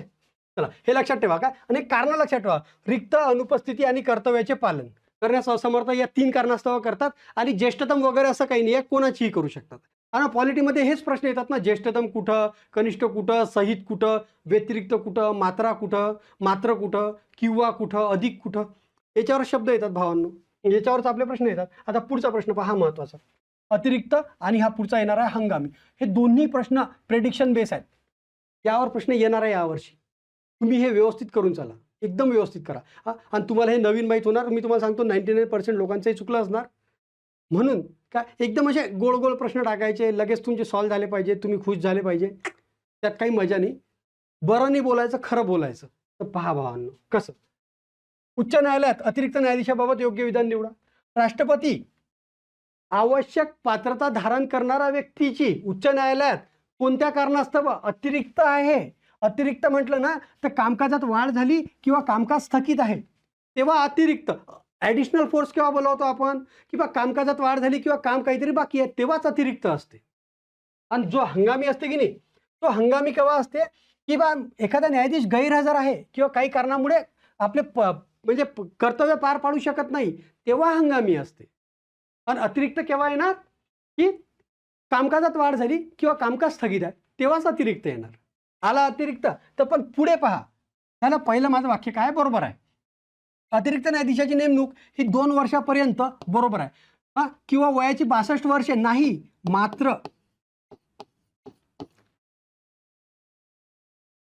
मात्र सॉरी इथं म्हणजे काय, मात्र पाहिजे, हे 62 बरोबर आहे. काय कशी पाहिजे, मात्र. म्हणजे जर काय अतिरिक्त न्यायाधीश आणलेला आहे आणि तो जर का वयाच्या 50व्या वर्षी आला तर तो 52 वर्षापर्यंतच काम करू शकते, 62 पर्यंत नाही. तो काय 2 वर्ष, मात्र वयाची 62 वर्ष. जर तो काय 61व्या वर्षी आणला तर तो फक्त पुढचं 1च वर्ष काम करेल. म्हणजे तो मॅक्झिमम 2च वर्ष काम करू शकते. आणखीन महत्वाचं काय, जर का 61व्या वर्षी आणला तर मग तो 1च वर्ष काम करू शकतो. इथं काय पाहिजे, किंवाच्या ऐवजी हे 62 बरोबर आहे, इथं किंवाच्या ऐवजी पाहिजे मात्र वयाची 62 वर्ष पूर्ण होईपर्यंतच. हे वाक्य तुम्ही आवर्जून लक्षात ठेवा भावांनो. इथं जर प्रश्न आला ना तर तुमचा गेला नाही पाहिजे, तुम्ही लगेच टिक केला पाहिजे. हा जर प्रश्न याव अशी हार्दिक इच्छा आहे माझी. की अतिरिक्त केव्हा, कामकाजात वाढ झाली किंवा कामकाज स्थगित आहे, पहिलं वाक्य तर डायरेक्ट बरोबर आहे. हंगामी केवढा, तो काय गैरहजर आहे किंवा आपला कर्तव्याचा म्हणजे काम करण्यास असमर्थ आहे तेव्हा हंगामी असते. पण हा अतिरिक्त आहे ना मॅक्सिमम 2 वर्षासाठी, मात्र वयाची 62 वर्ष, 2 वर्ष मात्र वयाची 62 वर्ष. आणि झाला, आणि जो हंगामी येते तो गैरहजर आहे किंवा कारणामुळे आपली पदाची कर्तव्य पार पाडण्यास असमर्थ आहे, बरोबर आहे. मग हा हंगामी कुठपर्यंत, जो गैरहजर आहे की नाही तर तो येईपर्यंत, जो गैरहजर आहे तो वापस कामावर येईपर्यंत, म्हणजे काय मूळ न्यायाधीश पद ग्रहण करेपर्यंत, किंवा वयाची इथं 62च्या ऐवजी काय असते, 65च्या ऐवजी 62 पाहिजे. कारण की उच्च न्यायालयाच्या न्यायाधीशाचं निवृत्ती वय 62 असते, सर्वोच्चसाठी 65 असते. मग काय 62 पाहिजे पूर्ण होईपर्यंत. हंगामी कितपर्यंत, जर का तो 10 वर्ष आला नाही तर हा 10 वर्षही राहील, पण वयाचे 62 वर्षापर्यंत. अतिरिक्त कुठं, तो मॅक्झिमम 2च वर्ष राहू शकते. ओके, अशा प्रकारे काय झालं, विधान योग्य विधान काय झालं माझं, फक्त अ झालं. पुढे पहा, खालीलपैकी योग्य विधान निवडा. राज्यघटने, सोपा प्रश्न आहे. राज्यघटनेचे अनुच्छेद 14 ते 18 काय नागरी समानता प्रदान करतात. अनुच्छेद 325 आणि 326 राजकीय समानता प्रस्थापित करण्याचा प्रयत्न करतात. राज्यघटनेचे अनुच्छेद 39 आर्थिक समानता साधण्याचा प्रयत्न करतात. वाक्य काय बरोबर आहे, वाक्य काय आहे बरोबर आहे. म्हणजे काय झालं, वरीलपैकी सर्व योग्य. चला एखादा सोपा प्रश्न बी आला पाहिजे, त्या हिशोबाने टाकला. चला, घटनेच्या प्रस्ताविकेबाबत अयोग्य विधान निवडा. प्रस्ताविकेवर परत प्रश्न आला. प्रस्ताविकेवर का परत प्रश्न आला. प्रस्ताविका, प्रस्तावना, प्रिॲम्बल. कायदेमंडळास काही अधिकार प्रस्ताविकेकडून प्राप्त होतात, बिलकुल नाही. प्रस्ताविका कायदेमंडळाला अधिकारही देत नाही, प्रस्ताविका कायदेमंडळावर काही बंधनही आणत नाही. आणि प्रस्ताविका काय, प्रस्ताविकाची अंमलबजावणी हे पण काय न्यायविचारणीय नाहीये. जसं मार्गदर्शक तत्व, मूलभूत हक्क, तसं प्रस्ताविका आहे. झालं. कायदेमंडळात समाज हिताविरोधात कायदा करण्यासाठी प्रस्तावना प्रतिबंधित करते, बिलकुल नाही. असं दिलेलं नाहीये किंवा ते प्रस्तावना काय म्हटलं, हे कायदेमंडळाला काही अधिकारही देत नाही कायदेमंडळाला, आणि कायदेमंडळाचे काही अधिकारही काढत नाही, काहीच करत नाही. ओके, प्रस्ताविकेतील तरतुदीचा न्यायालयाकडून अंमल घडवून आणता येते? बिलकुल नाही. काय झालं माझं? वरीलपैकी सर्व, सगळे अयोग्य आहेत. ओके, पुढे पहा. हा, चला महत्वाचा प्रश्न. प्रस्ताविकेबाबत दिलेल्या निर्णयांबाबत योग्य जोड्या जुळवा. प्रस्ताविकेबाबत सुप्रीम कोर्टानं केवळ काय निर्णय दिला? योग्य जोड्या जुळवा. तर भावांनो, याच्यात लक्षात ठेवा, हे 4 खटले आपल्याला माहित पाहिजे प्रस्ताविकेबद्दल. बेरुबारी, केशवानंद भारती खटला, LIC वाला खटला आणि काय SR बोम्मई. ओके, बेरुबारी खटल्यामध्ये काय म्हटलं होतं? प्रस्ताविका हा घटनेचा भागच नाही म्हटलं होतं. बेरुबारीमध्ये काय म्हटलं? प्रस्ताविका घटनेचा भागच नाही. केशवानंद भारती खटल्यात काय म्हटलं? प्रस्ताविका हा घटनेचा भाग आहे आणि ज्याप्रमाणे, ज्या पद्धतीनं, जशा प्रकारे संविधानात बदल करता येते, त्याच प्रकारे तशाच पद्धतीनं प्रस्तावनेत सुद्धा बदल करता येते. आणि आतापर्यंत प्रस्तावनेत फक्त एकदाच दुरुस्ती करण्यात आली, ते म्हणजे 42वी घटना दुरुस्ती. ओके, तेव्हा काय केलं? समाजवादी, धर्मनिरपेक्ष आणि एकात्मता म्हणजेच अखंडता हे 3 शब्द टाकले. कोणते? समाजवादी, धर्मनिरपेक्ष आणि एकात्मता, असं मी लक्षात ठेवतो. समाजवादी, धर्मनिरपेक्षता आणि एकात्मता म्हणजेच अखंडता, हे 3 शब्द टाकले. ओके, LIC ऑफ इंडियामध्ये काय म्हटलं होतं? की घटना म्हणजे प्रस्ताविका हा घटनेचा अविभाज्य भाग आहे. हा डायरेक्ट अविभाज्य भाग आहे. आणि नंतर SR बोम्मई खटल्यात काय म्हटलं होतं? प्रस्ताविका ही घटनेची आधारभूत संरचना आहे. ती आधारभूत संरचना दिली तर केशवानंद पासून इकडे जायचं नाही. आपल्याला आधारभूत संरचना ही शब्द प्रणाली केशवानंद भारती खटल्यापासून आली, तर मग लगेच इकडे जायचं नाही भावांनो. लगेच म्हणजे बचं 4 पाहायचं नाही. बरं, हे इथं तुम्ही पटकन इथून टिक केलं असतं. तसं नाही. हे काय 1, 2, 3 आणि 4 हे वाक्य बरोबर, हे बरोबर आहे. ओके, SR बोम्मई बद्दल आपण ते कर्नाटकाचे मुख्यमंत्री होते. 356 अंतर्गत त्यांची सरकार बरखास्त केली होती. मग ते कोर्टात गेले होते. तेव्हा हा दिलेला निर्णय ते नाही विचारते. फक्त त्या SR बोम्मई खटल्यात नेमकं काय झालं होतं? तर प्रस्ताविका घटनेची आधारभूत संरचना आहे असं म्हटलं होतं. हे एक लक्षात ठेवा. चला पुढे. नागरिकत्व कायदा 1955 बाबत योग्य विधान निवडा. नागरिकत्वाबाबतच्या तरतुदी कशात आहेत? तर घटनेच्या भाग 2 मध्ये आहेत. 5 ते 11 पर्यंत काय नागरिकत्वाबाबत तरतुदी आहेत. बरोबर आहे. पण काय म्हटलेलं आहे की नागरिकत्व कायदा 1955 म्हटलेला आहे. म्हणजे नागरिकत्व मिळवण्यासाठी 5 मार्ग दिलेले आहेत आणि नागरिकत्वाची समाप्ती करण्यासाठी 3 मार्ग. दोन्ही माझे बरोबर आहे. विधान 1 आणि 2 माझं उत्तर आहे. पण म्हणायचं काय होतं की घटनेत दिलेलं नाही आहे की बा नागरिकत्व कशा प्रकारे, ते 5 मार्ग कोणते, नागरिकत्व काढून घेण्याचे 3 मार्ग किंवा 2 मार्ग कोणते, ते नाही. हे काय आता हे 5 मार्ग लक्षात ठेवा. एक जन्म, वंश, नोंदणी, स्वीकृती आणि प्रदेश समिलीकरण. म्हणजे काय? डायरेक्ट जन्माला म्हणून त्या हिशोबावर म्हणजे ते बेसेस दिलेले आहेत किंवा कोणते आधार आहेत. ते काय जन्म, वंश, नोंदणी केली, स्वीकृती केली किंवा प्रदेश समिलीकरण केलं किंवा एखादा भाग आपण जिंकला, तो आपण घेतला, आपण देशात घेतला, तर मग ते तिथले जे लोक आहेत ते ऑटोमॅटिक देशाचे नागरिक होतात. दॅट इज कॉल्ड, त्याला म्हणतात प्रदेश समिलीकरण. आता पुढे नागरिकत्वाची समाप्ती करण्यासाठी इथं काय पाहिजे? समाप्ती करण्यासाठी 3 काय? काढून घेणे, संपुष्टात येणे आणि त्याग करणे. 3 मार्ग कोणते? तर पहिलं काढून घेणे, दुसरं संपुष्टात येणे आणि तिसरं कोणतं सांगितलं मी? त्याग करणे. काढून घेणे, संपुष्टात येणे आणि तिसरं त्याग करणे. ओके, चला सोपा प्रश्न होता. चला, मूलभूत हक्कांबाबत योग्य पर्याय निवडा. हे अधिकार नागरिकांचा मानसिक, आध्यात्मिक, नैतिक आणि शारीरिक विकास सुनिश्चित करतात. वाक्य काय? बरोबर आहे. हे अधिकार बहुसंख्याकांच्या राज्यकारभारासाठी लोकशाहीजन्य नीतिमान्यतेचा आराखडा निर्माण करतात. वाक्य काय? बरोबर आहे. हे अधिकार अल्पसंख्याकांमध्ये सुरक्षिततेची भावनाही निर्माण करतात. वाक्य माझं काय? बरोबर आहे.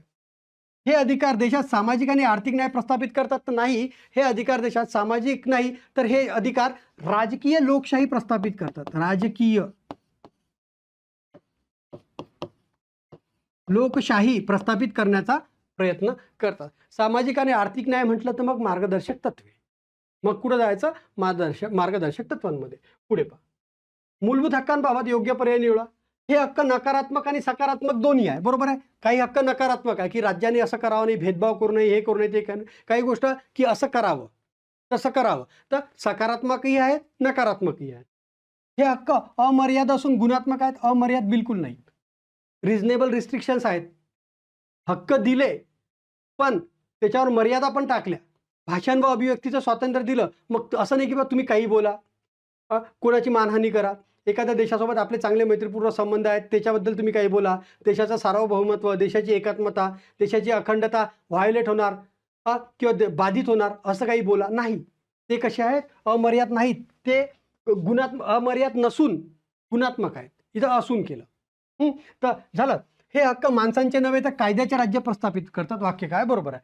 आणि घटनाकर्त्यांनी मूलभूत हक्क आयर्लंडकडून घेतले तर नाही, हे कोणाकडून घेतले? अमेरिकाकडून घेतले. ओके, मग आता माझं बरोबर काय येणार भावांनो? अ येणार आणि काय येणार? क येणार. हे हक्क अमर्याद नसून गुणात्मक आहे. मग हे या हक्कांचा उल्लेख कुठं आहे? तर भाग 3 मध्ये आहे, 12 ते 35 मध्ये आहे मूलभूत हक्क. भाग 3 मध्ये 12 ते 35. महत्वाचं काय? मूलभूत हक्क घटनेचा सर्वात टीकात्मक भाग आहे असं डॉक्टर बाबासाहेब आंबेडकरांनी म्हटलं होतं. काय म्हटलं होतं? घटनेचा सर्वात टीकात्मक भाग कोणता आहे? तर मूलभूत हक्क. कारण की हक्क जनतेला द्यायचे आहेत. जनतेला हक्क द्यायचे आहेत, तर मग त्याच्यावर रिस्ट्रिक्शन टाकावं लागतील ना, की पूर्णच अधिकार दिले तर मग काही करणार जनता. ओके, तर हा सर्वात टीकात्मक भाग आहे. आणखीन एक महत्त्वाचं सांगतो, जर प्रश्न आला तर या मूलभूत हक्कांवर म्हणजे भाग 3 वर सर्वात जास्त वेळ चर्चा झाली होती. संविधान सभेत सर्वात जास्त वेळ चर्चा जर कशावर झाली तर भाग 3 वर झाली. ते कशावर झाली? मूलभूत हक्कांवर झाली. मग ते किती झाली? तर ते 38 दिवस चर्चा झाली होती. 38 डेज चर्चा झाली होती मूलभूत हक्कांवर. ओके, हे एक लक्षात ठेवा. पुढे गेलो. सोपा प्रश्न. 15 जन्म, वंश, लिंग, जात, जन्मस्थान, धर्म, वंश, लिंग, जात, जन्मस्थान 5 कारणं दिलेली आहे. या कारणावरून भेदभाव करण्यास मनाई. 5 कारणं. जन्म, वंश, लिंग, जात, जन्मस्थान. ओके. 16 मध्ये काय म्हणते? सार्वजनिक रोजगारामध्ये समान संधी. 16 मध्ये हे सांगितलेलं आहे की जन्म, वंश, लिंग, जात, जन्मस्थान याशिवाय कुळ आणि निवास हे 2 वेगळे टाकलेले आहेत, की या कारणावरून तुम्ही सार्वजनिक म्हणजे काय म्हणतात त्याला? सार्वजनिक रोजगारात समान संधी द्या. म्हणजे या कारणावरून त्यांना डावलू नका. कोणते कारण? तर जन्म, वंश, लिंग, जात, जन्मस्थान, कुळ आणि निवास असे 7. हा झाला 15 आणि 16 मधला फरक. चला, 17 मध्ये अस्पृश्यता नष्ट करणे, 18 मध्ये काय? किताबा नष्ट करणे. तर 1, 2, 3 आणि 4. सोपा प्रश्न होता हा. फक्त 15 आणि 16 मधला फरक समजून घ्या. 15 आणि 16 मधल्या फरकावर प्रिलिममध्ये नाही तर मेन्समध्ये प्रश्न येणार म्हणजे येणार. आणि हे लक्षात ठेवा, आपल्याला प्रिलिम नाही द्यायची, आपल्याला मेन्सही द्यायची आहे. फक्त प्रिलिम पास व्हायचा आहे का? दरवर्षीप्रमाणे यावर्षी सुद्धा मी मेन्सला होतो नाही. यावर्षी मी मेन्सला होतो आणि मी मेन्समध्ये पण चांगला स्कोअर घेतलेला आहे असं पाहिजे. हां, चला. अनुसूच्या खूप जास्त महत्त्वाचा. एका पेजचा चॅप्टर आहे भावांनो, मागून पुढे समजा. प्रश्न येते याच्यावर. पहिल्या अनुसूचित काय दिलेलं आहे? राज्य केंद्रशासित प्रदेशांची नावं व त्यांचे राज्यक्षेत्र. दुसऱ्या याच्यात काय दिलेलं आहे? वित्तलब्धी, भत्ते, विशेषाधिकार हे दिलेलं आहे. मग आता या पगारामध्ये, या भत्त्यामध्ये कोणाकोणाचे दिलेले आहेत? मग राष्ट्रपती, राज्यपाल, मग संसदेचे सदस्य, संसदेचे सदस्य म्हणतो लोकसभा, अध्यक्ष, उपाध्यक्ष, राज्यसभा, सभापती, उपसभापती, राज्य विधिमंडळाचे सगळे. तर हे सगळे आपले पाठ म्हणजे याच्यात पाहिजे. मग आपल्याला आलं पाहिजे हा महाधिवक्ताचं. बरोबर आहे, महाधिवक्ताचा दुसऱ्या अनुसूचित महाधिवक्ताचं नाही दिलेलं. महान्यायवादीचं नाही तिथं नाही दिलेलं. त्यानंतर आपल्याला सीएजीचा, हो सीएजीचा दिलेला आहे. निवडणूक आयुक्ताचं नाही ते दुसऱ्या अनुसूचित नाही दिलेलं. तर भावांनो, या टाईपचा अभ्यास तुम्ही करा, की तिथं लक्षात ठेवा कोणाकोणाचे दिलेले आहेत आणि तिथं ही लक्षात ठेवा कोणाचे नाही दिलेले. महाधिवक्ता, महान्यायवादी, त्यानंतर निवडणूक आयुक्त यांचे भत्ते, पगार भत्ते त्या तिथं दिलेले नाही. ओके. आता तिसरा अनुच्छेद पहा. यात काय? शपथ दिलेली आहे. शपथ कोणाची? तर संसदेच्या म्हणजे संसदेचे सगळे सदस्य किंवा जो संसदेच्या इलेक्शनला उभा राहिला म्हणजे राज्यसभा, लोकसभा, विधिमंडळाचा, विधिमंडळ उभा राहिला त्याची पण, आणि जो सदस्य आहे त्याची पण, केंद्रातला मंत्री असो की राज्यातला मंत्री असो त्याची पण. त्यानंतर न्यायाधीशांच्याही शपथचा उल्लेख आहे. पण भावांनो, तुम्ही मला सांगा, इथं राष्ट्रपतीच्या शपथचा उल्लेख नाही आहे ना? कारण की राष्ट्रपतीची शपथ तर अनुच्छेद 60 मध्ये दिलेली आहे, त्या संबंधित अनुच्छेदात दिलेली आहे.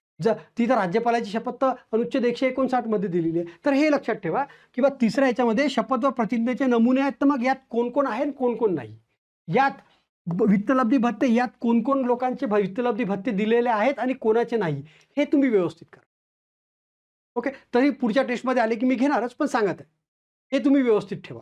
ओके. पुढे चौथी अनुसूचीमध्ये काय? राज्य व केंद्रशासित प्रदेशांच्या राज्यसभेतील जागा ते 80-200 संबंधित. हे झाली 4थी अनुसूची. मग 5वी अनुसूची काय आहे? 6वी अनुसूची काय? मग 5वी आणि 6वी मधला फरक काय आहे? की आसाम, मेघालय, मिझोरम, त्रिपुरा वगळता 4थी आहे, 5वी आहे. 6वीमध्ये केवळ आसाम, मेघालय, मिझोरम आणि त्रिपुरा यांच्यातील अनुसूचित क्षेत्राच्या प्रशासनासंबंधित आहे. 7व्या याच्यात काय आहे तर केंद्र सूची, समवर्ती सूची आणि राज्य सूची जे अनुच्छेद 246 संबंधित आहे. 8मध्ये काय भाषा आहेत. काय रेकग्नाइज लँग्वेजेस, मान्यताप्राप्त भाषा. मग त्या मूळ संविधानात किती होत्या? 14 होत्या. आता त्या किती आहेत? 22 आहेत. तर मग 21, त्यानंतर 51 आणि 72 ह्या 3 घटना दुरुस्त्या. पहिले 14 होत्या ना, तर मग 21ने इथं सिंधी जोडली, इथं नेपाळी, मणिपुरी आणि कोकणी ह्या 3 टाकल्या. झाल्या 1 आणि 3 4. आणि 72वी घटना दुरुस्तीनं 72व्या घटना दुरुस्तीनं कोणत्या टाकल्या तर बोडो, डोंगरी, मैथिली आणि संथिली ह्या 4 टाकल्या. तर ह्या टाईपमध्ये तुम्ही करा. तुमचा पॉलिटीचा मार्क गेला तर मग मला म्हणा. व्यवस्थित करा, कॉम्प्रिहेन्सिव्ह स्टडी करा. असा लिमिटेड एक्झाम पुरतं नका करू. आपल्याला मेन्स पण द्यायची आहे आणि त्यात पूर्णपैकी पूर्ण मार्क घ्यायचे आहेत. कारण की आता पहिल्यासारखं नाही राहिलं. कट ऑफ कुठं चालला. ओके. जो जास्त अभ्यास करेल, जो व्यवस्थित प्रॉपर कॉम्प्रिहेन्सिव्ह स्टडी करेल त्याचंच काम होईल. ओके. तर मग हे झाली 8वी. 9मध्ये काय तर काही कायदे व विधिनियम आहे की जे जरी भाग 3 मधल्या मूलभूत हक्काचं उल्लंघन करत असले तरी त्यांना न्यायिक पुनर्विलोकन लागू होणार नाही. 10मध्ये काय तर पक्षांतर बंदीशी संबंधित आहे. 11मध्ये काय पंचायतीचे म्हणजे काय अधिकार, प्राधिकार आणि जबाबदाऱ्या, त्यात 29 बाबींचा समावेश आहे जे 243 जी संबंधित आहे. नंतर हे ते 243 डब्ल्यूशी संबंधित कोणतं? अनुसूची 12. बरोबर. तर मग त्यात काय नगरपंचायतीचे अधिकार, प्राधिकार व जबाबदाऱ्या, त्यात 18 बाबींचा समावेश आहे. ओके. मग 9वी अनुसूची जी आहे त्यात काय सांगितलं, असे कायदे किंवा विधिनियमने ज्यांना काय न्यायिक पुनर्विलोकन लागू होत नाही तर ते पहिल्या घटना दुरुस्तीने टाकलेलं होतं. मग तेही आपलं व्यवस्थित पाहिजे. तर हे व्यवस्थित करत चला, 100% काम होते. पुढे पहा. सर्वोच्च न्यायालयाच्या न्यायाधीशास ती व्यक्ती भारताचा नागरिक असावी, सोबतच खालीलपैकी कोणती पात्रता असणे आवश्यक आहे? हे पहा, पहिली पात्रता काय आहे? ती भारताचा नागरिक असावी. याच्या व्यतिरिक्त आणखीन काय काय पाहिजे तर पहा, उच्च न्यायालयामध्ये सलग किंवा किमान 5 वर्ष न्यायाधीश होते किंवा आहे. बरोबर आहे किंवा होते. उच्च न्यायालयामध्ये सलग किमान 10 वर्षे वकील म्हणून काम करत आहे किंवा होते. बरोबर आहे. राष्ट्रपतींच्या मध्ये निष्णात कायदेपंडित असावी, हे बरोबर आहे. म्हणजे काय पहा, वरीलपैकी कोणतीही एक पात्रता असावी, हे झालं माझं आन्सर. याच्या व्यतिरिक्त या 3 पैकी काही. फक्त उच्च न्यायालयाच्या बाबतीत काय आहे, निष्णात कायदेपंडित असा शब्द उल्लेख उच्च न्यायालयाच्या बाबतीत नाही आहे. आणि उच्च न्यायालयाच्या पात्रता तर पुढच्या प्रश्नात तो मी घेणार आहे. ओके. तर या टाईपमध्ये तुम्ही अभ्यास करत चला. चला आता पुढचा प्रश्न पाहू.